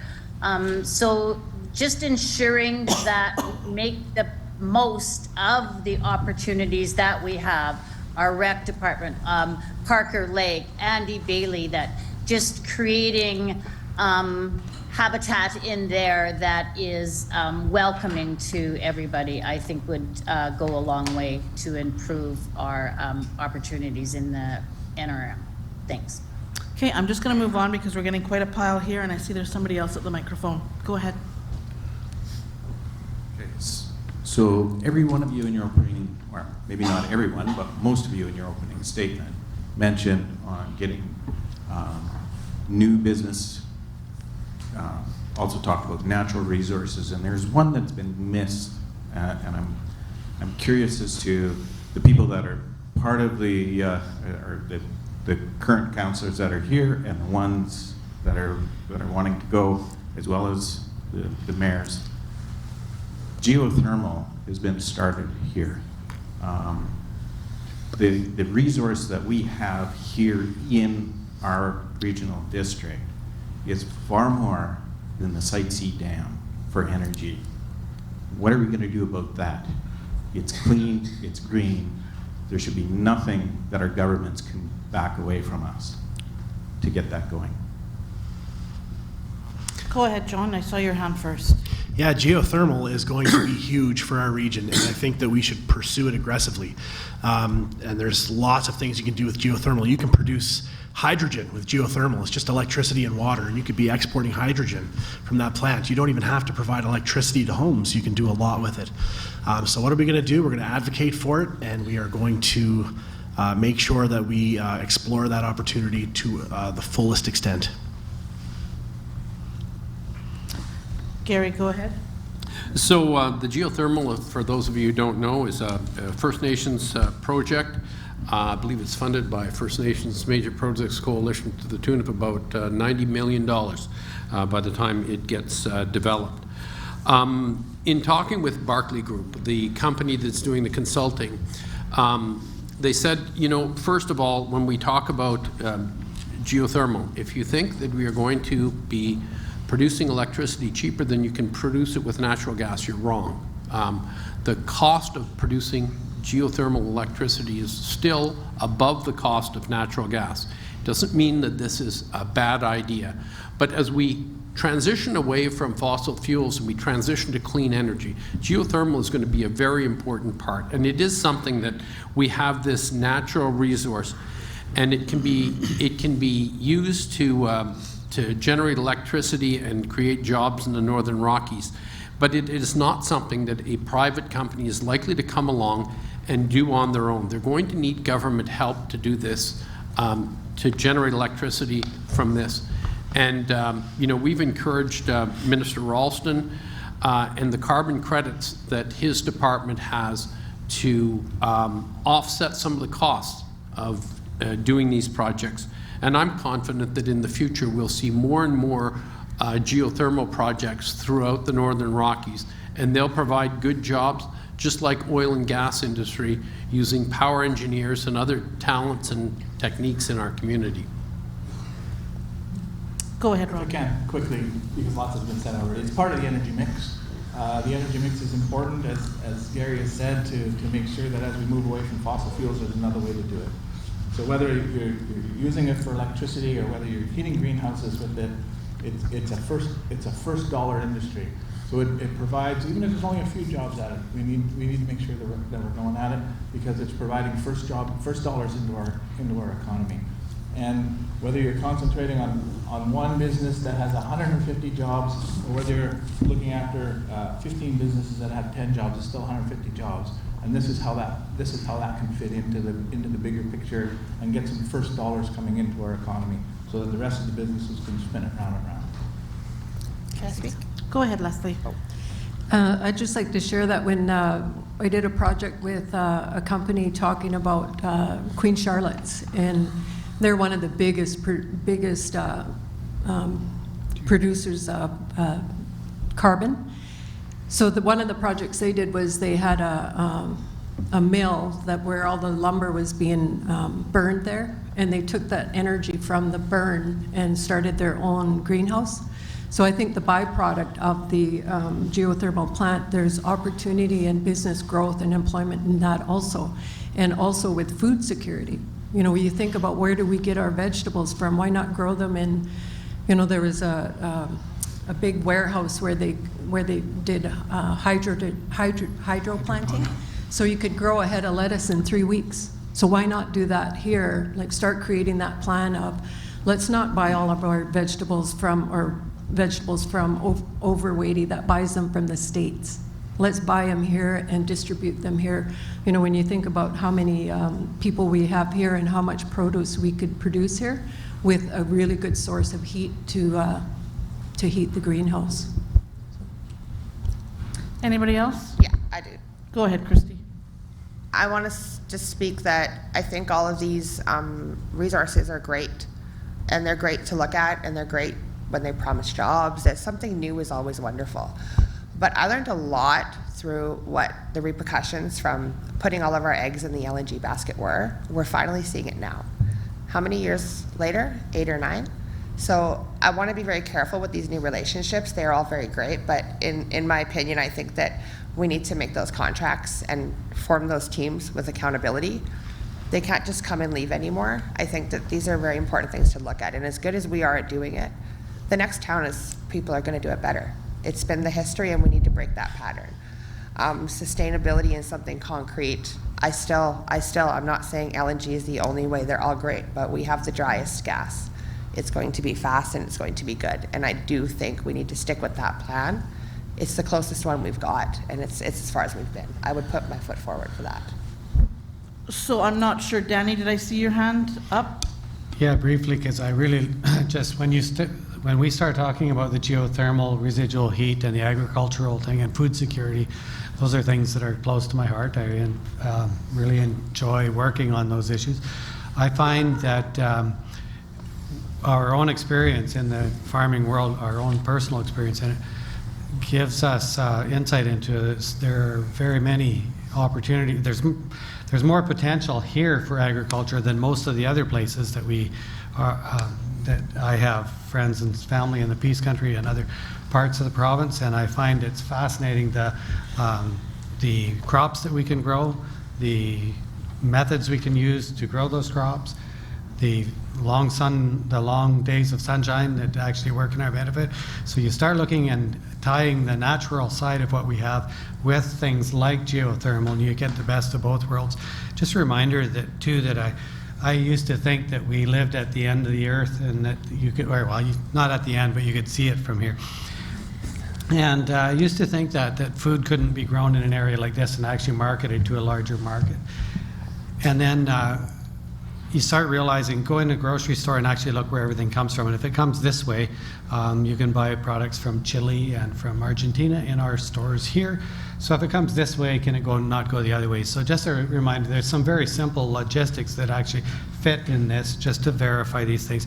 You have reefer trucks that travel north every single day, multiples of them, because there's a sizable population north of us. And those ones come home empty every time. They don't haul fruit or vegetables the other way, so there's and I've looked into some of the backhauling with that, and it'll be easy to tag into the backhaul world for shipping things out of this area. So it's a matter of having the insight and the developing of products, choosing what products to grow and so on, that could be turned into an actual commercial food growing system. Just one other point about local food growing. It's easy to talk about local food growing and how we need it. It's not as easy to actually make it happen and to build it. And to Fred's point about actually expanding farming here, the farming, I think, has not been held back historically by a lack of land base. It's a lack of farmers who want to farm that has actually been the holdback. And we actually are blessed with the cheapest farmland anywhere in the province. We're blessed by climate that actually works for us. We've got a number of things that work. So maybe we need that as part of our professional development focus to develop the farming side. But anyway, if you want a taste of it, first of all, come to the farmers market. And secondly, actually ask me to take you on an ag tour, because I'm going to start doing that. There's there are real things that actually work. It's not every community that can brag about growing bananas. Thank you, Yukon. And no, it is actually really fascinating though. When the banana story hit the news, it only took a couple of days for feedback to start coming back from other parts of Canada, not just close, far away. Southern Ontario, Yukon fielded a call from there. There's a greenhouse designer and builder that, anyway, so you see that a tiny little wee event like this became an event when, what's the big deal? You grew some bananas. I think that the point is that we have a great deal of potential if we'll only see it, if we can actually see it. So the more we can do to show it, and the more that we can do to bring other people in. Maybe we haven't done a good job of that, but we're trying. Anyway, it's possible. Sort of getting in the weeds there, just a reminder to try and keep our answers to 2 minutes.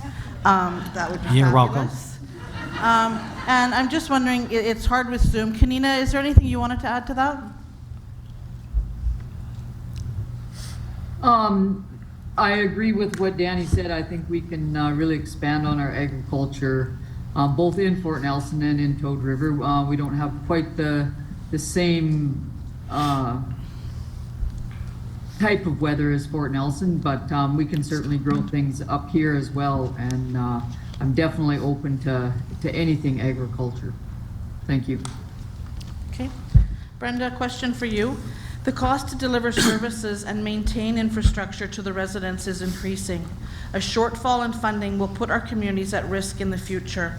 How should elected boards and councils approach this challenge? Can you repeat that? Sorry, Kim. That's okay. The cost to deliver services and maintain infrastructure to the residents is increasing. A shortfall in funding will put our communities at risk in the future. How should elected boards and councils approach this challenge? Yeah, and that is a big challenge. We see it everywhere. Fuel prices, grocery prices.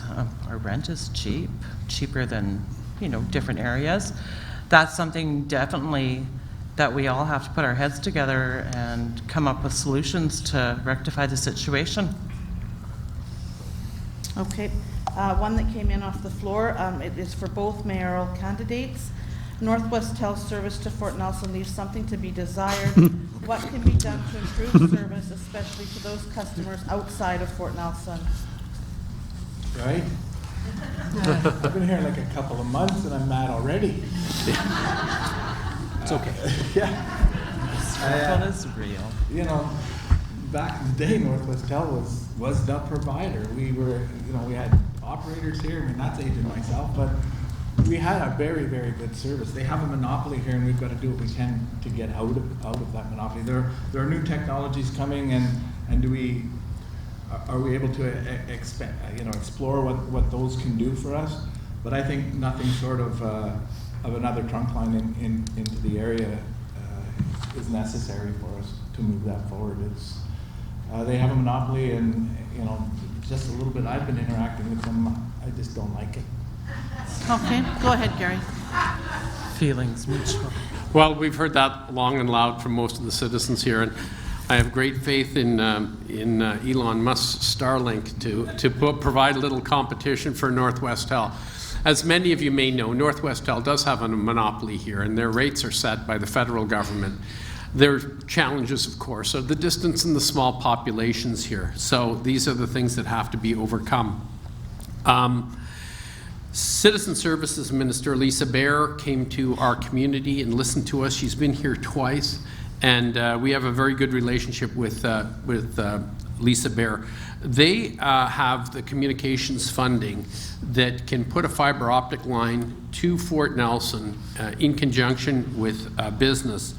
And the benefit of that is that if the province subsidizes or gives grants to a fiber optic company, then that fiber optic is open to every company, not just open to Northwest Tel. So we've been working with Citizen Services very hard, and with another company that is looking at maybe bringing fiber optic in the right circumstances north from Fort St. John to the Northern Rockies, and that would open up a whole slew of better pricing for our community. So we continue to work with Citizen Services, and hopefully this will come to fruition. Thank you. This question is for Gary. Last winter, logs were cut in the community forest.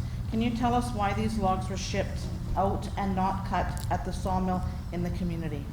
So probably a better question for Mr. Forsberg, who's here tonight, but I'll do my best to answer. The community forest is owned by all of us. We can cut up to 219,000 cubic meters of wood from the community forest. Last winter, we cut 40,000 cubic meters, a little under 40,000.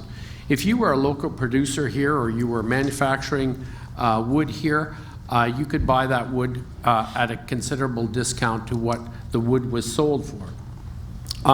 That wood was sold out of the community, and that money that the community forest got came back to our community, because the community forest is owned by 50% by the municipality and 50% by Fort Nelson First Nations. And those funds the community forest has used to build their management, their bookkeeping, and their ability to do the logging themselves. And they've opened an office, if I'm not mistaken, in the Voyageur building here. So other companies, anyone who wants to manufacture something in the Northern Rockies can get softwood spruce at a lower price than you can get down south. The challenge, of course, remains, how do you get your finished product from here down south at a competitive rate, and that is where it is absolutely critical that we get this rail infrastructure settled with the provincial government and get a viable, low-cost transportation system out of the Northern Rockies and attract some of the larger companies that want to come here, like the Dunkleys of the world, that will set up operations here and manufacture forest products in our community. Can I weigh in on that? Can I weigh in on that, please? No?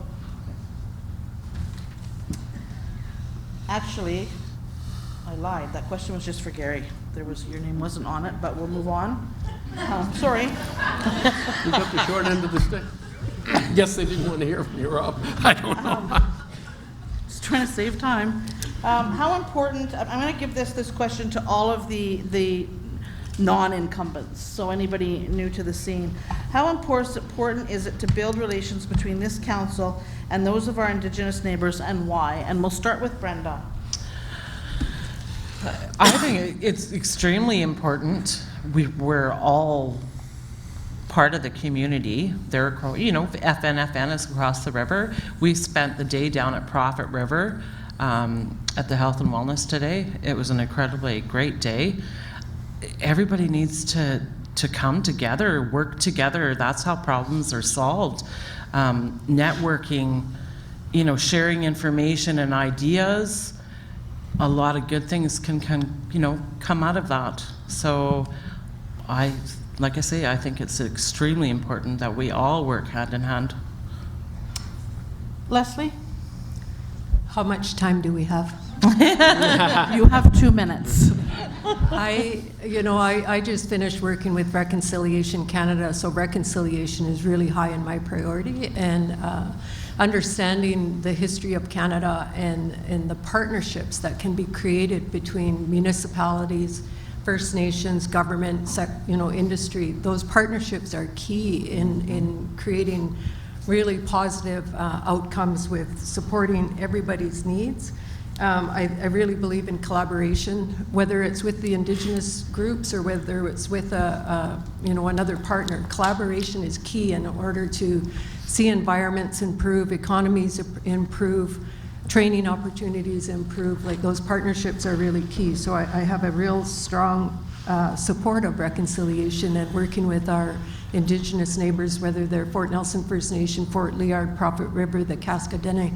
How can we collaborate and make a better economy for everybody here and still maintain sustainability and for our environment? Can I go next? Yeah, you can, sure. I think that relationship is huge for two reasons. A big percentage of our population in the municipality is Indigenous already. I don't know if it's been split. I'm not sure of the population out of the FNFN. But our kids go to their schools, their kids go to our schools. It's definitely needed. And I'm happy that the segregation has actually stopped. Yeah. Kanina, go ahead. Yes, I believe that we need to form partnerships with our Indigenous communities. Okay, and finishing it off, Fred, please. Thanks. I think the partnership between the municipality and the First Nations needs to grow. We're one community. We share infrastructure together. We share businesses together. Without First Nations, the town can't function, and without First Nations function, we're tied together, and we need that strong bond going forward, and we need to make it stronger so that both the community and the nation can draw more businesses here.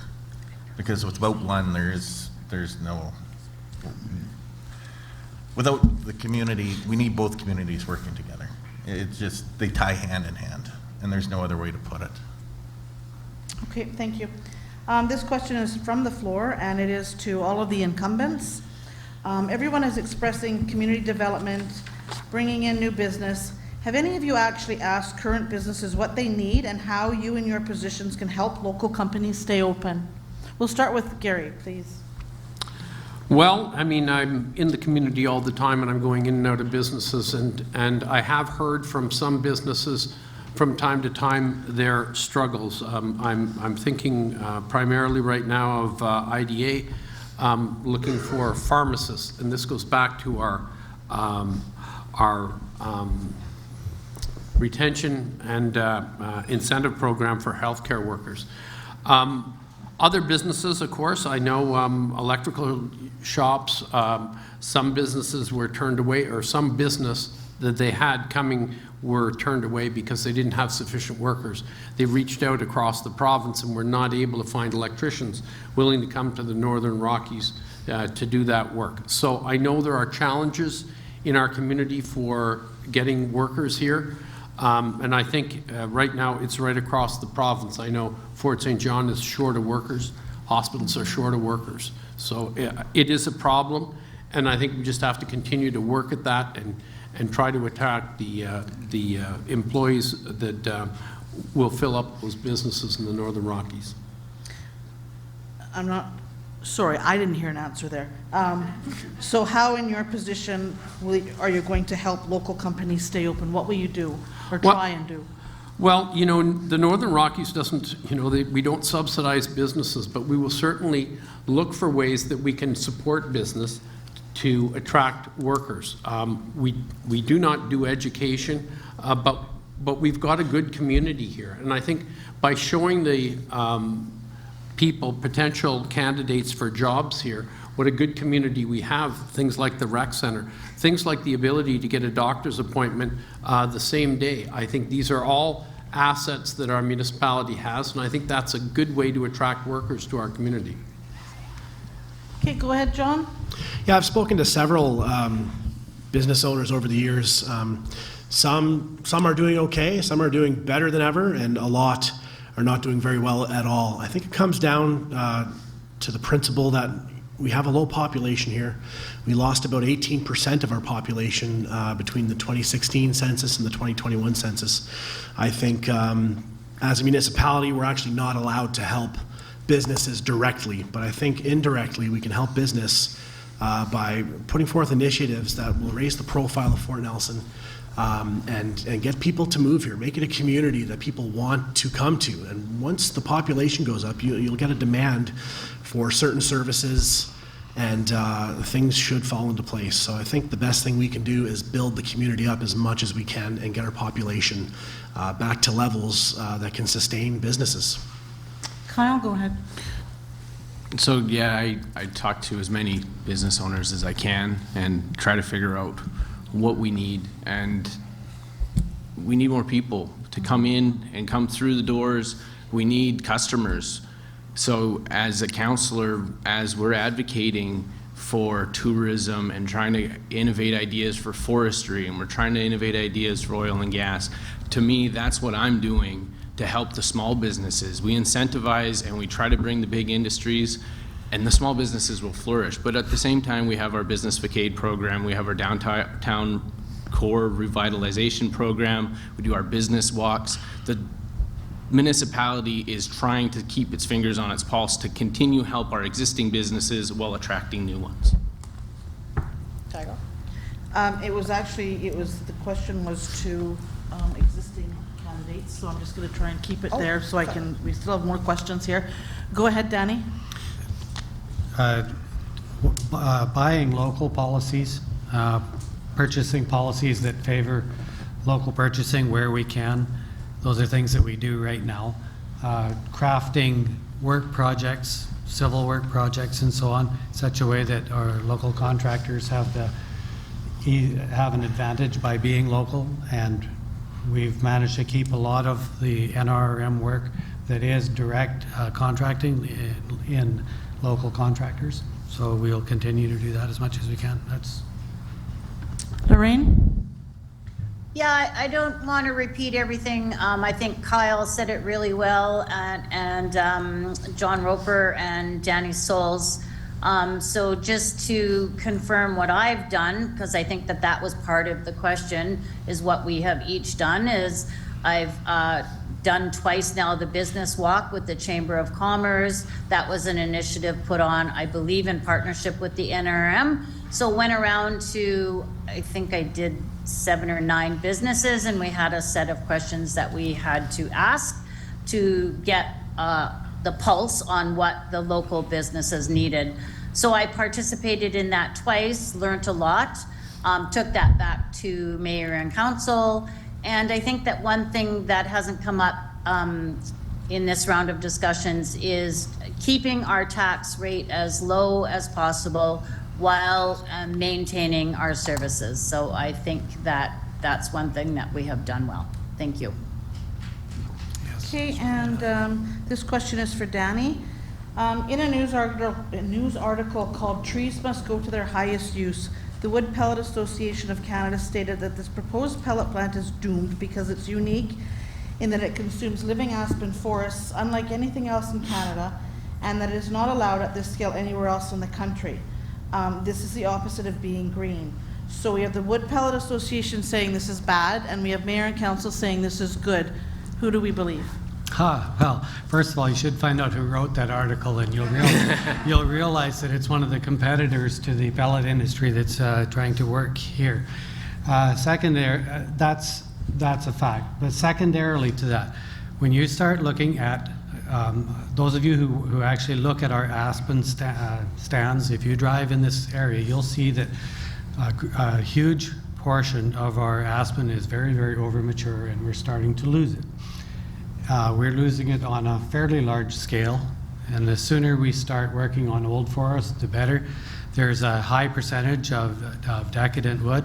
I had the privilege of doing the logging for community forest last year. I got a first-hand look at the ratios of good solid wood aspen versus the wood that would either need to go into a OSB plant or a pellet plant or another form of where you take the tree apart and put it back together as in another form. And the ratio was 80% that would go to a low-value product like a pellet, and 20% that would go to a good hardwood manufacturing system of some sort. So that was just a snapshot. Realize we did a relatively small volume, but that was a snapshot of what is real in our forest here. So the idea, the romantic idea of a forest that's green and healthy and in perfect shape is a bit of a misnomer. It actually, trees do just like everything else. They're organic material. They grow, they live through their lifespan, they peak, and then they die. So we're at a stage where there's a huge volume of it that should be harvested, and a pellet industry is a perfect way of using a very high volume of that low quality wood.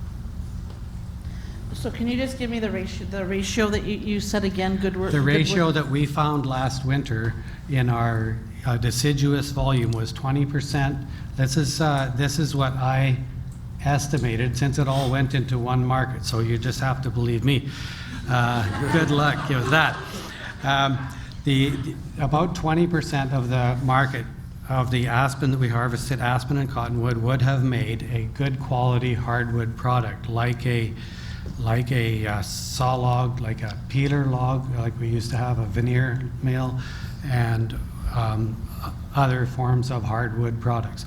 There was a lot of the wood that was very good, would have made very good OSB. It's not as though, I'm not saying that 80% of the wood is junk. I'm saying that 80% of it is the type of tree that needs to be taken apart and put back together, like chopped up into little bitty pieces and put back together in some form, such as OSB or pellets. So then, yeah, I'm just looking here, trying to spread this out here. The aspen study that the Northern Rockies did indicates that 30% of the aspen is considered low-grade logs. Peak has indicated that, like this says, Peak has indicated the Fort Nelson area aspen is waste and good for nothing but pellets. Do you agree with that statement or no? That it's waste and good for nothing but pellets? No. Well, sure. Go ahead. Yeah, sure. That and the first part. You know. Oh, the first part, the percentages? Yeah. No, I don't actually agree with that. How come? Just by the process that was used in gathering the data, was in certain areas, and there was trees that weren't looked at that would have had to have been part of the measure if you were actually doing a complete study. So I think that it's well, how would I say it? If you actually go and if you were to walk with me out into the forest and look at a stand of aspen, if you wanted to do an absolute thorough assessment of an area, you would do a cruise plot. You'd draw a line around a patch of trees, and every tree within it would be measured, whether it's a old, dead, broken off tree, or whether it's a full, live, green, solid tree, and so on. And so in the aspen study that was done by the Northern Rockies, the primary aim was to look at the amount of good quality wood. And so I think that the plotting was not done. It wasn't done in a plot. So there were trees that just were not on the radar because they obviously wouldn't have fit into the profile of a aspen hardwood system. So that's why I don't agree with those numbers. I agree with, I see what I see when we're out logging. Okay, just to follow that up, so then the aspen study that we paid for, you don't find accurate? Not every detail of it, but yes, it does a very good job of showing that there's high value aspen in our area. Very good. Thank you. Go ahead, Ben, I see you at the mic there. This is a question for Mr. Souls. Yeah. That aspen study, now, I'm not necessarily disagreeing with your take of the way the forest stands, but were you not a strong proponent of the aspen study, and wasn't that kind of your poster program for a period of time, and now the poster program has become different? Now, to me, I don't necessarily disagree with what you're saying, but I'm probably one of the few people that understands it, and from when I listen to you talk, it does sound a little bit like you're speaking two different languages. Please clarify to the public here so that they can understand it. Okay, so clarify. Okay, I'll clarify. The aspen study did. Yes, I was in favor of an aspen study. I wasn't a participant in it, so I didn't get to see and watch what went on.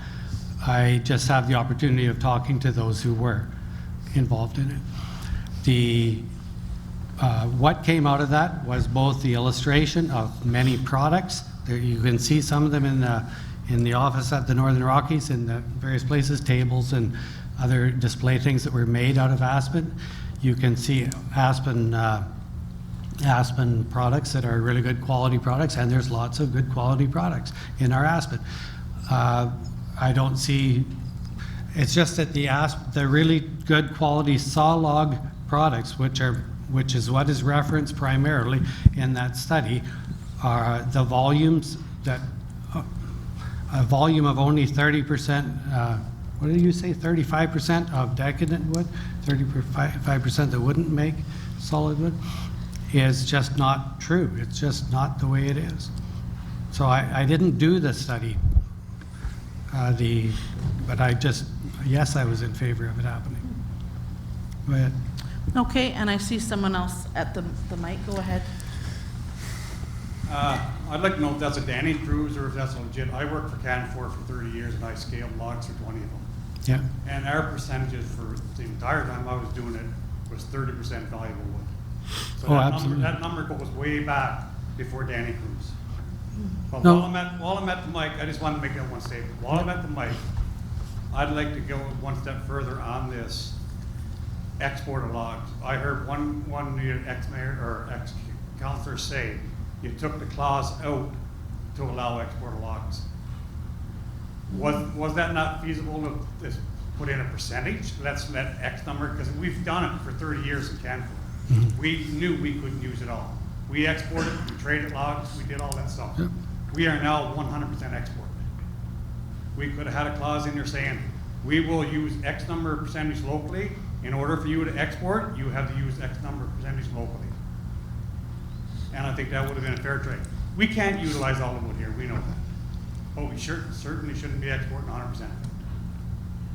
And I get Rob Fraser, he can butt in now because he wasn't allowed to talk on the last subject, so he can put his words in. Okay, go ahead, Rob. I'll let the moderator, did you say go ahead? I did, yeah. Oh, okay, so I absolutely agree. That was my quiet voice. I think it's easy sometimes for council to get laser focused on a company that looks like it's going to give you that economy that you're really looking for, and by getting in with Peak and selling their logs, that's letting them sell their logs to Canfor, that's fine. But we have a community forest that I'm hearing is the largest in British Columbia. That community forest should be used locally. And now that Peak has its 550,000 cubic meters, let them log it. But we need to look at what the community forest is doing. If we need to look at the mandate of that community forest, they are separate. They're owned by the community.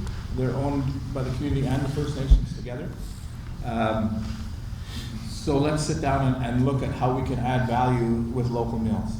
And if that's one mill providing them 50 employees, that's 50 employees that are adding first dollars into this community. And I certainly would be prepared to look at the overall structure of the community forest, how it was set up, and look to some of our neighbors who have very successful community forests, just to see what the best practices are. But that community forest should be used locally, and if we can add value, the more you add value, the less you need to rail, because you can truck that product. And there's markets north. The market doesn't have to be just to the south of the rail goes. There's all kinds of markets. So if we finish that product, we could sell that product to the Alaska, the Yukon, the Northwest Territories, and use it ourselves. And that can be done in a mill much smaller than 150 by making dimension lumber out of those logs. I get that we can't utilize all of them, but we need to do what we can to get the first dollar industry going again, and making the community forest work for us in that way is real important. It's one of my priorities. Okay, Gary, I saw your hand up. So the mandate of the community forest is to, provide lumber to local forests, but we don't have local forest manufacturing here. One of the things we did last year was community forest log to get an idea of the cost, etc., profile of getting logs out of the bush and what it would cost. This is used to attract people to come here and manufacture forest products, and this is exactly what our community forest is there for. But you have to start someplace, and we just started with 219,000 cubic meters. But then you have to scale up to be able to log it, you have to be able to cruise it, you have to be able to meet all those regulations under what forestry requires you to do. That's what they did last year to get some money so that they could do that. We are always trying to attract people to the Northern Rockies that will manufacture a forest product. That's exactly what our community forest is there for, but we have to start someplace. And as I had said, 219,000 cubic meters of wood every year we can harvest off that. We harvested less than 40,000 last year. We didn't come anywhere near what we can harvest every year. But this provides information to companies where they can come here, they can see what we can harvest, and potentially open up a mill here. And this is again why it's so critical to have rail in and out of the Northern Rockies, so that those companies can see that it's viable and it's a good business proposition. Okay, we're running a little bit late. I've got 3 more questions that are off the floor. 2 more, sorry. This one is to both mayoral candidates. There has been a noticeable rise in people moving to Fort Nelson because they're told the rent is cheap. What is being done to accommodate this extra expense to taxpayers, as so many of our community members are out of work and struggling already as a result of our downturned economy? So, go ahead, Kerry. Okay, so just from what I've seen, we do have low cost housing here compared to the rest of the province. And I have noticed a lot of retired people coming here because they've got children here, grandchildren here, and they want to be in our community. I don't see this as an added cost to the community. I think it's a benefit to the community. There was something on Facebook about attracting criminals or something to the community. I don't know where that came from, and it is totally ridiculous. There is no plan or no reason why we would attract people who are criminals to our community. I think that may be where that question came from. Yeah, it didn't actually say criminals. It just said that people were moving here because the rent is cheap and wondering what, if anything, was being done about it. Yeah, so people will do that. People will move to where they can afford to live. They'll move to places where there's where the rent is cheap. They'll also move to places where they know they can get to see a doctor in less than a couple of weeks or 6 weeks. They'll move where they feel that they're supported. And so just because there's a lot of people moving here doesn't necessarily mean that that's a bad thing. However, once you start increasing that population, it puts the burden on the services that you've already got. And so in order to be able to pay for that, you need to increase the economy. You need to increase your ability to tax. You need to have more businesses. You need to have a bigger tax base to draw from. And to do that, and to help those businesses out there, you need to expand the economy, which means you need to be expanding the way you think about the economy and how that economy is growing. You know, we've been talking about forestry, but we haven't even started talking about some of the others huge opportunities here in the other industries. Tourism, you know, I call it the 5 F's. It's fun, which is tourism. It's forestry. It's fuel, which is all of your energy mix. It's fur. We've got some of the best wild fur in the world comes out of this. And what do we do with it? We ship it. We don't make anything with it we need to scale that up. Where mining is another opportunity with the critical minerals requirements. Copper is a big thing, and we know that we have copper in this part of the world. So all of those industries, we need to expand the way we think. We need to create entrepreneurs who will start first dollar economies, who will start first dollar businesses to help that first dollar economy. Because when the first dollar comes in, it starts to spin and spin and spin inside with all of those businesses in your community, because that's what they need. Facades are nice, dollars are better. Okay, so you brought it up, so I'm just going to go into this other question that we had from before. If elected, what initiatives would you support to ensure that tourism operators and tourism-related businesses continue on a path towards recovery following the pandemic? Me? Yeah. Oh, thanks.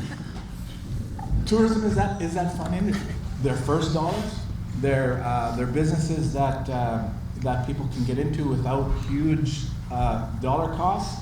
They're businesses that people can do with the skills that they learn or have learned. We've got huge wilderness here, and there's such an opportunity here to create clusters. So you can create clusters around different types of resources. You can start cluster societies where the different types of businesses start feeding off of each other. Those clusters then potentially can hire marketers to market the tourism product that they've got. Anytime you can attract investment, you can attract people and those first dollars for them coming to the community because they come to an event that the cluster is putting on. And that event then is whether it's a fishing derby or whether it's something that you're doing in the winter, a winter festival. You start to bring people who experience things that they've never experienced before. There are people in this world who pay big money just to learn how to start a fire, something that we take for granted here. I mean, just think of it. You know, wilderness training, wilderness survival, wilderness first aid, wilderness walking, wilderness riding, wilderness driving. I mean, there's so many things that we can do if we start to build clusters. Clusters support each other, and although council is not allowed to really invest, particularly we can invest in the infrastructure and the education that we need to start building some of these clusters around tourism in particular.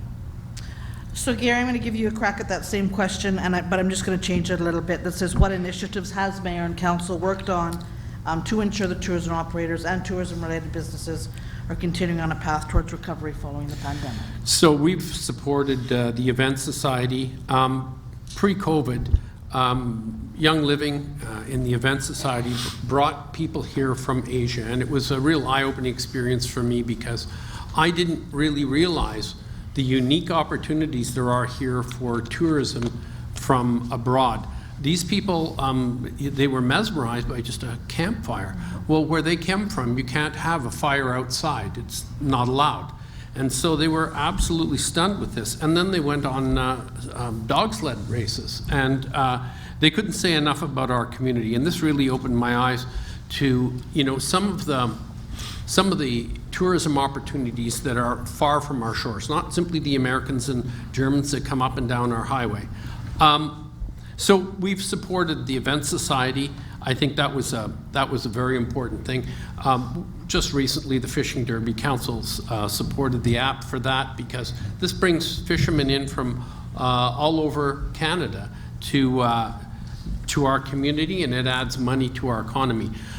Since the forest industry has fallen on hard times or is non-existent, and same with the oil industry, tourism has taken an outside-sized role in our economy, and it's very important. And of course, this summer we saw it from the dropping of the COVID restrictions, saw how many Americans are starting to travel now and how much that drives our economy. So supporting that through the Event Society, through anything we can do like fishing derbies, and also there's a few other initiatives that the Northern Rockies has undertaken that really support tourism. Okay, one final question that came from the floor, and I realize it's more of a federal jurisdiction, but nonetheless, it's to the current council or incumbents. With the recent challenges of the bridge on the Sicily River, what did the current council do, or are they doing, to provide alternate solutions, or to make sure that something like that doesn't happen again? Where we, sorry, go ahead. So allow me to start here. You're right. And not only is it a federal jurisdiction because it's a federal highway, it's also outside the Northern Rockies Regional Municipality.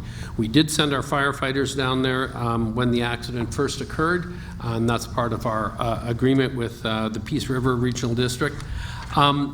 After that, we were in constant contact with the Ministry of Highways, and I wish this had happened. I wish the Ministry of Highways had got on this sooner. After a short period of time, I wrote to the federal minister asking him for a meeting and trying to explain to him how critical it is for that highway to our location. Unfortunately, the federal government seems to move very, very slowly. And but eventually they did do their testing, they completed their testing, and we were constantly told that, I'm sorry, it takes time, and we have to make sure that the public is safe. And I get that. I just wish that their testing had been more rapid and they had got on this earlier. I'm not sure why that bridge took so long to get the permission to have 60,000 kilogram loads on it. But we were in constant contact with them, constant contact with our provincial counterparts to get this bridge up and running. And it was the slow process that the federal government had decided needed to be in place for that bridge, and there was no moving them. But we wrote to and we reached out to the federal minister. We reached out to our MP, our MLA. Every lever we had, we used.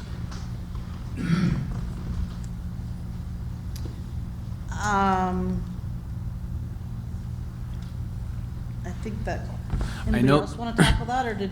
I know that was for all of council that's currently on, but really there wasn't a whole lot more we could do. Like, we advocate for the community every opportunity we can, and sometimes all that is making a phone call, but we'll make that phone call every time, every minute that we have to try to speed up the process. Sometimes it's all we can do, but we will do it to our best of our abilities every time. Okay, Tammy, did you have a question? I'm just going to take one here, and then I'll do you, and you'll be the last one because I think we're right at that time limit. This one again is for the mayoral candidates. If you had to propose to cut taxes or reduce expenditures, what services do you plan to reduce or eliminate as there is less money available? So if you had to, what would it be? Well, sorry, Rob, do you want to go first? Yeah, sure. Okay, go ahead. I mean, I need to look at the budget. I need to work with staff to understand the services that the community are interested in putting in. So it's a difficult question for me to answer at this particular moment. But that's always a difficult thing that you need to look at. I'll give an example with respect to what we did in Taylor when we had the pandemic. 2020 budget, we call it our pandemic budget. We looked at it 7 different times. We ended up cutting $1.7 million out of a $7 million budget because we didn't know if the businesses in the community were going to be able, we didn't know if people were even going to be able to pay their taxes. And we wanted to keep the businesses that we had, so we cut their taxes as deeply as we could, as low as what the provincial government would allow us to cut the taxes in Taylor for businesses. In order to do that, we had to look at how we could do that.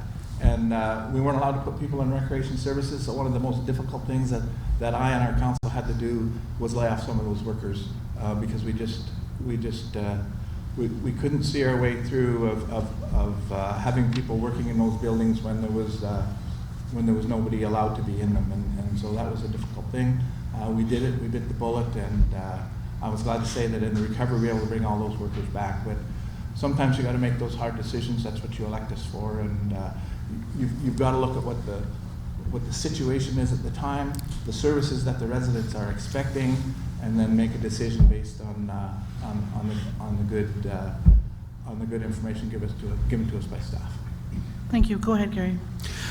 Thank you. So speaking of COVID, during COVID, we kept our rec center open and we provided as many activities as we could while staying within the provincial mandates. We didn't lay anybody off, and we continued to work. Our staff continued to work to find ways to keep that rec center open, because that rec center is very, very important to our community. And these are the conversations that happen around the council table between all the elected officials, myself and the councillors, is a balance between how much taxation and how much services we're going to provide.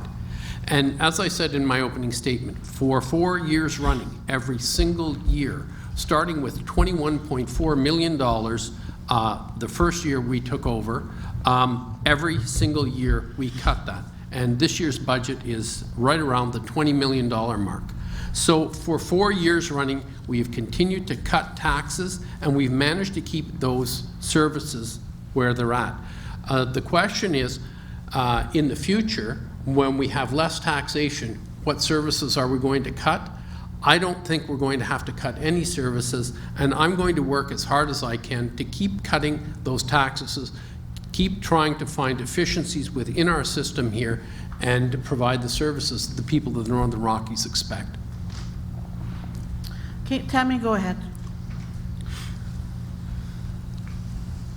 Okay, so some of you know me, some of you don't. I've lived in Fort Nelson, I'm going to date myself here, since 1978. So I'm a long-time resident. Fort Nelson has had a very colorful history, but through it all, we have been very inclusive. Anybody that has grown up in this community knows that Fort Nelson comes together. Fort Nelson supports their own people. We have a great heart, okay? Just not too long ago, one organization in Fort Nelson raised $6,000 for a guy and his dog to make sure this dog gets home with this guy. Without a word of a lie. Over the last couple of years, we have seen a lot of divisive actions happen here in Fort Nelson, pitting neighbors against neighbors, friends against friends, family against family. It's time for the community to come together and stop the segregation, discrimination, and marginalization of a recognized minority. And my question to the council is, how is the council going to ensure that every single taxpayer gets to use a rec center? Every single taxpayer gets to watch their children play hockey and not have curtains slammed in their faces.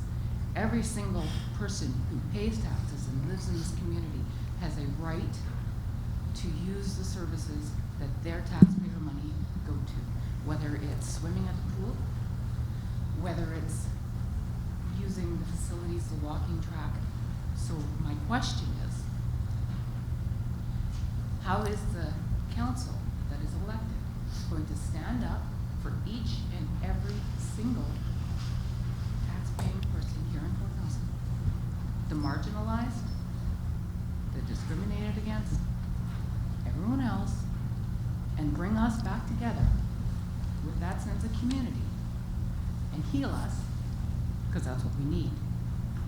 How are you going to ensure that every person is able to participate and take advantage of what our taxpayer monies provide for services? So just to be clear, that was for the the incumbents? That is for anybody who's going to be elected. So you think you had a chance of being elected? Let me know. Okay, I'll open it up. Who wants to go first? I'll go first. Go ahead, Leslie. I really believe in the way I was raised.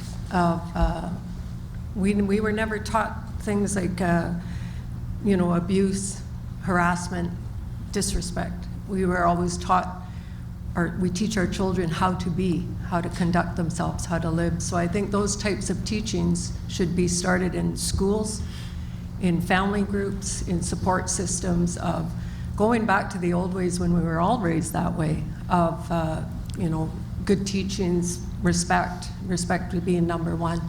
So I think the council, being supportive of reconciliation agreements and including diversity clauses and inclusivity with whether you're a woman or a man or bisexual or two-spirited, whatever you want to call it, that we include everybody in every decision that we make, and we look at the best possible solutions for how do we address what happens at the rec center and encourage participation from absolutely everybody in our community.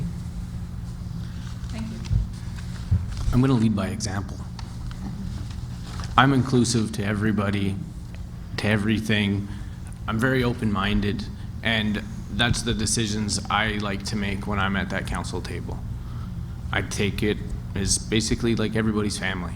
If I can't sit down at that table and look you in the eye, I shouldn't be making the decision. Go ahead, John.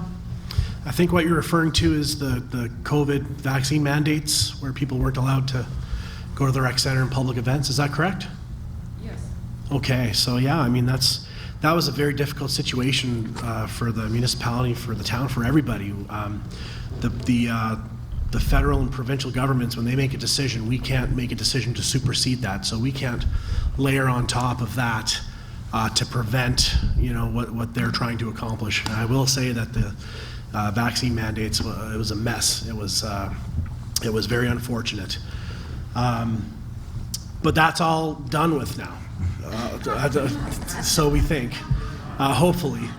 I don't know what we can do to prevent that from happening again, but I certainly don't agree with a lot of the things that happened during that time.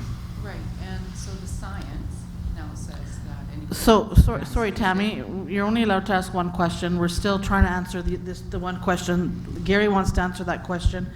And then sadly, we're going to run out of time and we're going to have to go into the closing statements. There will be an opportunity, perhaps to grab the counselors out here and ask them that question. I do apologize, but we have to be out of here by a certain time. Gary, if you want to go ahead and answer Tammy's first question, please. Okay, I'm going to just refer to my opening remarks here where I said, everyone who wants to contribute to the fabric of our community is welcome here, regardless of their race, their color, their ancestry, their religion or orientation. And these values are fundamental to being a Canadian. And those are the values that I take to the council table. Okay. I just want to say I think we can accept everything that happened, and next time, let's do better. Let's pay attention and not forget, but also forgive, if need be, wherever you stood on that. And let's do better next time.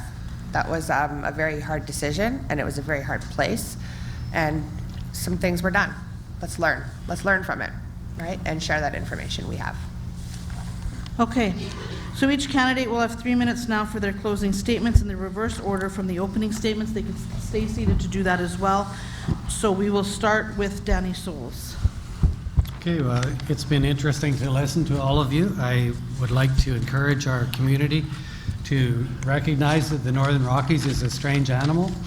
It's not your average town. It's not your average region. We don't have a regional district government, so on. So I really encourage you as voters and as supporters to those of us who are running to choose candidates that have a broader perspective than just the urban side of our community, although it is very important and most of us live here. But I think it's very important when you consider what we've heard over and over here this evening of that's until we see some form or forms of industry start to ramp up and create a larger economy in this place, we'll continue to see our population shrink, and people will be saying goodbye a lot more than welcome to the north. And as I would like to see industry, and to that end, I'm going to continue working on the things that I consider that I have knowledge in and experience in, and bring that to the table. And the forestry and the agriculture side, I think that those are two areas of potential, and I look forward to working together with those who are in other industries that are also collaborating with people on the with ministries and with industry players on the outside. I believe it's important that we continue to build those relationships and tap into them for our community. I also just want to just say that I believe that the time for healing and the time for recognition of each other's values was always here, and we should always have had that as an option. I find this is the most difficult time I've ever seen in this community from a social perspective. Please elect people who like people. Okay, go ahead, John. Thank you. I'd like to thank Bev and the Chamber of Commerce, my fellow candidates, and most importantly to all of you, the listening audience both here and at home. Thank you so much for coming out tonight and giving me the opportunity to answer some of your questions. I really appreciate it. On October 15th, you will have the opportunity to make a choice about who will represent your interests in the community. If I'm fortunate enough to be re-elected, I will work tirelessly on your behalf, and that's a promise that you can count on. Go ahead, Kyle. So listening tonight, with most of our solutions and ideas that are coming across the table, we need advocates. We need people who understand Fort Nelson and the Northern Rockies and can go and talk to the ministers, can go talk to the province, whoever we need to do to share our story, to share our situation. We've got 11 people who are willing to do that here. Any combination of the 7, it's great. We have people dedicated who want to put our community first, and that's amazing. With great pride, I have sat here and represented our community for 2 years, or 2 terms, sorry, 2 years. And I feel I personify a lot of what the Northern Rockies has to offer and why people would want to be here. And I want to continue being the champion of your guys' ideas, my ideas, councils. I want to continue making this community move forward. And I really appreciate the opportunity that I've been given, and I hope to have it longer. Thank you. Go ahead, Lorraine. Okay, thank you. Before I begin, I want to congratulate each candidate for their commitment to our communities. Good luck to each of you. So continuing on from my opening, I believe that our parks and recreation facilities are the very heart of our communities. They give us a place to gather, a place to enjoy the outdoors, a place to learn, a place to have fun, and they add to our tourism opportunities. I support the ongoing work to address accessibility at both the Art Fraser Park and Andy Bailey Park. And I would like to see how we can improve amenities at Park Lake. Additionally, if re-elected, I will continue advocacy efforts to get that additional campground at Muncho Lake open and available as soon as possible. I support and advocate for the development of a strong, diversified economy. If re-elected, I will continue to support the work currently being done to increase economic activity in the NRRM, including the necessary rail upgrade, tourism opportunities, and an action-focused approach to future forestry and agricultural development. And I strongly believe you have ideas and areas of focus that will increase economic activity and diversify. If re-elected, I will advocate for a committee of council to be formed that would bring together business, industry, First Nations, local government, and interested community members. A few words about community safety. We spoke about the criminal activity in Fort Nelson already, so I will pivot to my other points, speaking very quickly. Work has begun to fire safe our communities. The continuation of this work is imperative and an initiative that I will continue to champion. The community of Fort Nelson needs a better response to animal control issues. Citizens should feel safe to walk the street without fears from dogs running at large. Work to find solutions need to be a priority. The bear and deer activity in the community of Fort Nelson is unacceptable to many.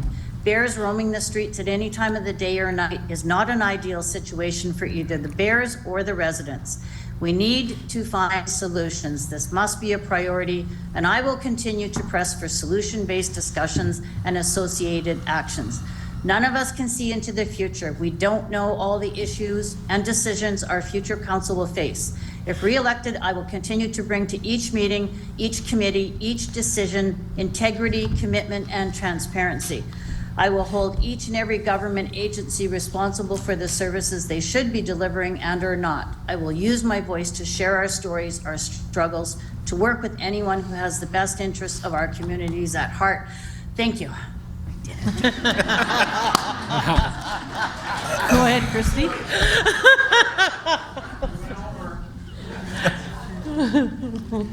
Yeah, go ahead. All right.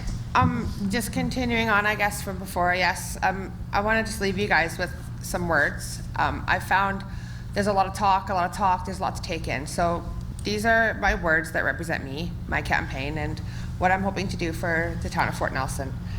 We've got British Columbia. We've got the North. We've got God's country. We've got Canadians. We've got opportunity. We have choice. We have possibilities.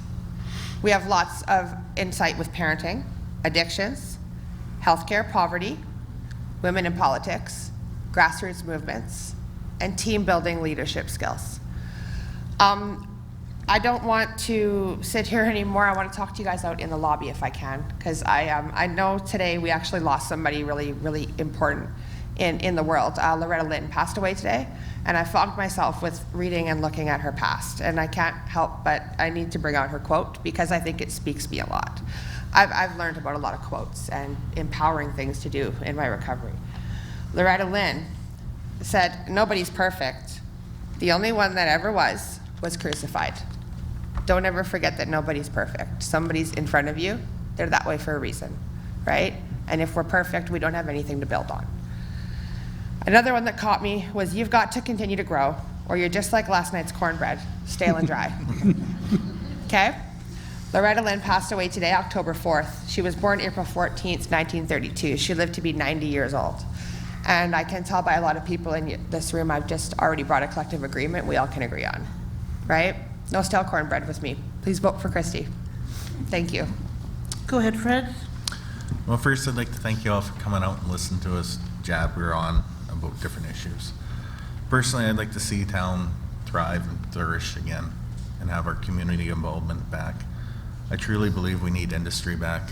I truly, honestly believe that part of it is we need to petition the college to offer more courses so our young people stay here in town instead of all leaving to go elsewhere. And then we can teach our own people how to do the trades that we need instead of them going elsewhere in the world.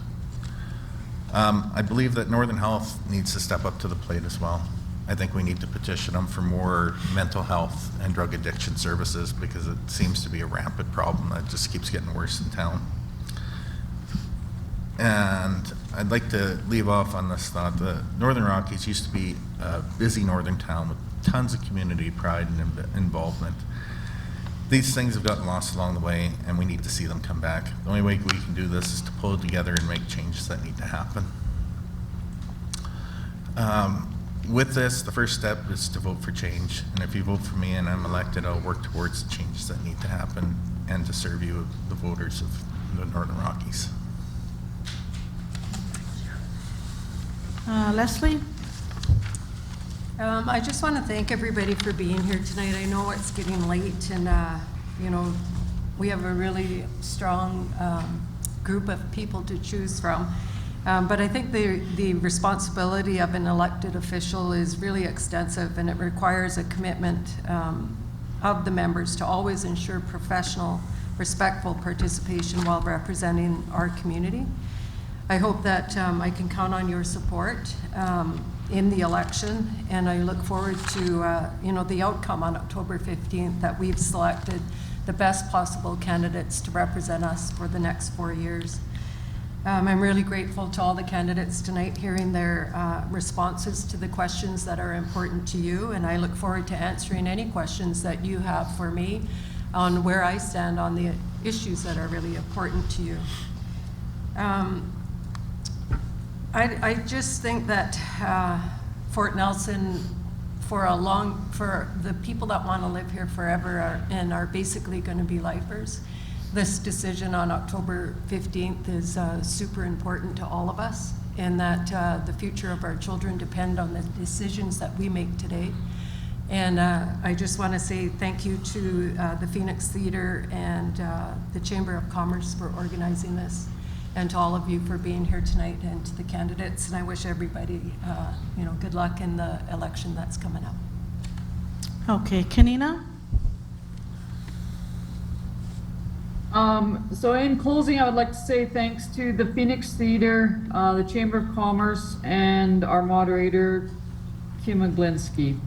I feel we really need to focus on our economy and the viability of Fort Nelson, keeping our taxes down, and the health and welfare of our Fort Nelson residents and up highway communities. I will bring to the table the ability to listen and work hard and implement problem-solving strategies for issues that may arise, and the ability to think outside the box. And also like to thank everybody for coming and asking the questions and listening to our answers. Thank you. Brenda? Thank you for all coming. I won't bore you with another speech that Kim will just cut me off anyways. As you can tell tonight, just from the questions, there's a lot of work to be done. There's a great group of people sitting at this table that are quite capable of problem solving and helping other situations that arise. And if I'm in that, that's great. I'm pretty much, black and white. I don't sugarcoat anything. What you see is what you get. So on election day, if you think I can do the job, please tick my name. Thank you. Rob? Thank you. So elections are a very, very good thing. It gives residents of the community new opportunities. Your voice gets heard at the ballot box. You've got a choice for mayor. I offer an experienced voice and with a clear view. We've discussed a lot of things tonight. We talked about healthcare, public safety, and feeling safe in the community. We talked about addictions and the poison drug supply. We talked about the rail. We talked about advancing the oil and gas to the CEO of Chevron. We talked about Northwest Health. We talked about reconciliation and how we can help businesses by building those first dollar, the economy, and getting more dollars into their hands. We talked a little bit about tourism. So I've got a few notes. I just want to sum it up with some of the things I think I can do. I think that we need to expand our view of economic development. We do really need to look at those 5 S, forestry, farming, fuel, fun, and fur. I think we can look at geothermal as well as green and blue hydrogen. Those are all opportunities for us to grow the pie. Right now the pie is shrinking. There's a few dollars coming in, but mostly the dollars are going out, and so we need to create a bigger pie. And we can do that by expanding our view and really creating the entrepreneurial spirit in the service community. We need to advance real local reconciliation by building trust, earning respect, and living together as friends, celebrating our achievements with our neighbors and supporting each other through the tough times. That's my vision of reconciliation, but it's different for everybody. My dad, he was a smart guy, but he says, you need to treat people not the way you want to be treated, but the way they want to be treated. We need to create regional relationships because it gives us a bigger voice, and there's an awful lot of lobbying to be done. Make no mistake about it, the province needs these resources that we have in this region, and I think that gives us a strong bargaining position. It may just take a different perspective to see that, and I think I have that perspective. We talked about rail as a tool, but it's got to be an everlasting tool. It's got to be profitable. And we're going to get one shot at it. We need to make sure that we really pay attention to the way that we do that. We talked about the province and them slowly abandoning us in Fort Nelson. Bit by bit, they're pulling out of here, and they're really doing that in all rural communities, not just here. They forget about the importance of this region as a supporting community for the resources that they know they're going to have to come. We've got them. They need them. They're going to come and get them. We need to be in a position to be able to support that. And if they keep pulling out all of the people that they've got working here, then they've got nothing to support the people who are living here. And it'll be those people that bring the economy up. So the first job of the mayor is to represent the residents. I'm really, really sorry. But you have taken your time up. So we'll move on to Gary for the closing, please. 3 minutes. Thank you, and I'll try not to offend the grim timekeeper. I've lived here for 43 years. I've raised my family here, and I've started a business here. I've been here through the boom times and the hard times. I've no control over the price of log or the price of natural gas. What I can commit to, and what I have committed to in the past, is hard work and dedication to move our community forward. I will use every tool I have to improve our economy, to make the Northern Rockies a good place to grow a business and a great place to raise a family. 4 years ago, no one had ever heard of COVID, and the Ukraine was a nice place to visit. The facts are, I don't know what the future will bring. What I do know is that I'll be here with you. I know I'll keep working on the issues that affect the people I've been fortunate to represent, and I know you will have my cell phone number if you have a problem or just want to talk about things in the community. I pledge at the outset of my term to work hard for the people I represent. I've kept that promise, and so have the councillors that I've been privileged to work with. With your support on October 15th, I'll continue that work. I want to use the few minutes I have remaining to tell you that obviously Councillor Penny and Councillor Dolan are not running in this election.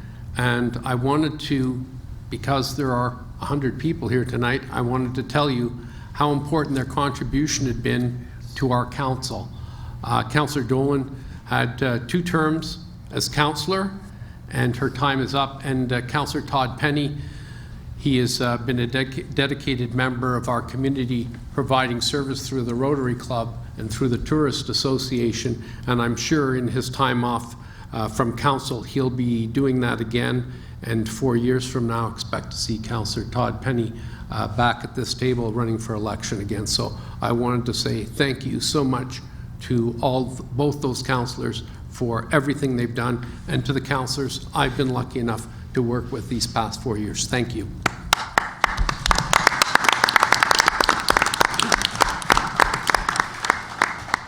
I just want to point out to Bev that I'm actually on time, and I'm not late. We would like to thank all the candidates for their participation and for their commitment to the community. Thank you again to the BC Northern Real Estate Board and the NRM for helping to sponsor this all candidates meeting. Good luck to the candidates in the upcoming election. Advanced voting is October 7th and 12th. Election day is October 15th. Polls will be open at the Community Hall in the Recreation Center from 8 a.m. to 8 p.m. Thank you all for joining us. Please join the candidates in the lobby for refreshments and further discussion. Wait. You typed this though, right? Advanced voting's tomorrow. She typed it. It's actually October 5th for advanced voting. From 8 to 8 at the Community Hall. My apologies. So tomorrow. Thank you everyone for attending. Thank you to the candidates as well. Oh, thanks, Rob. Good luck.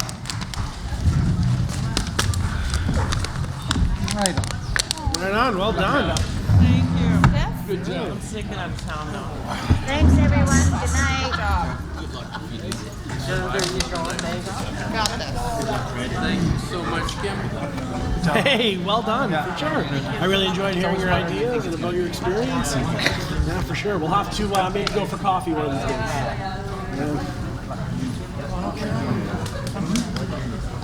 Good luck. Right? Councillor Andrews, pleasure, man. Good luck to you. Good job.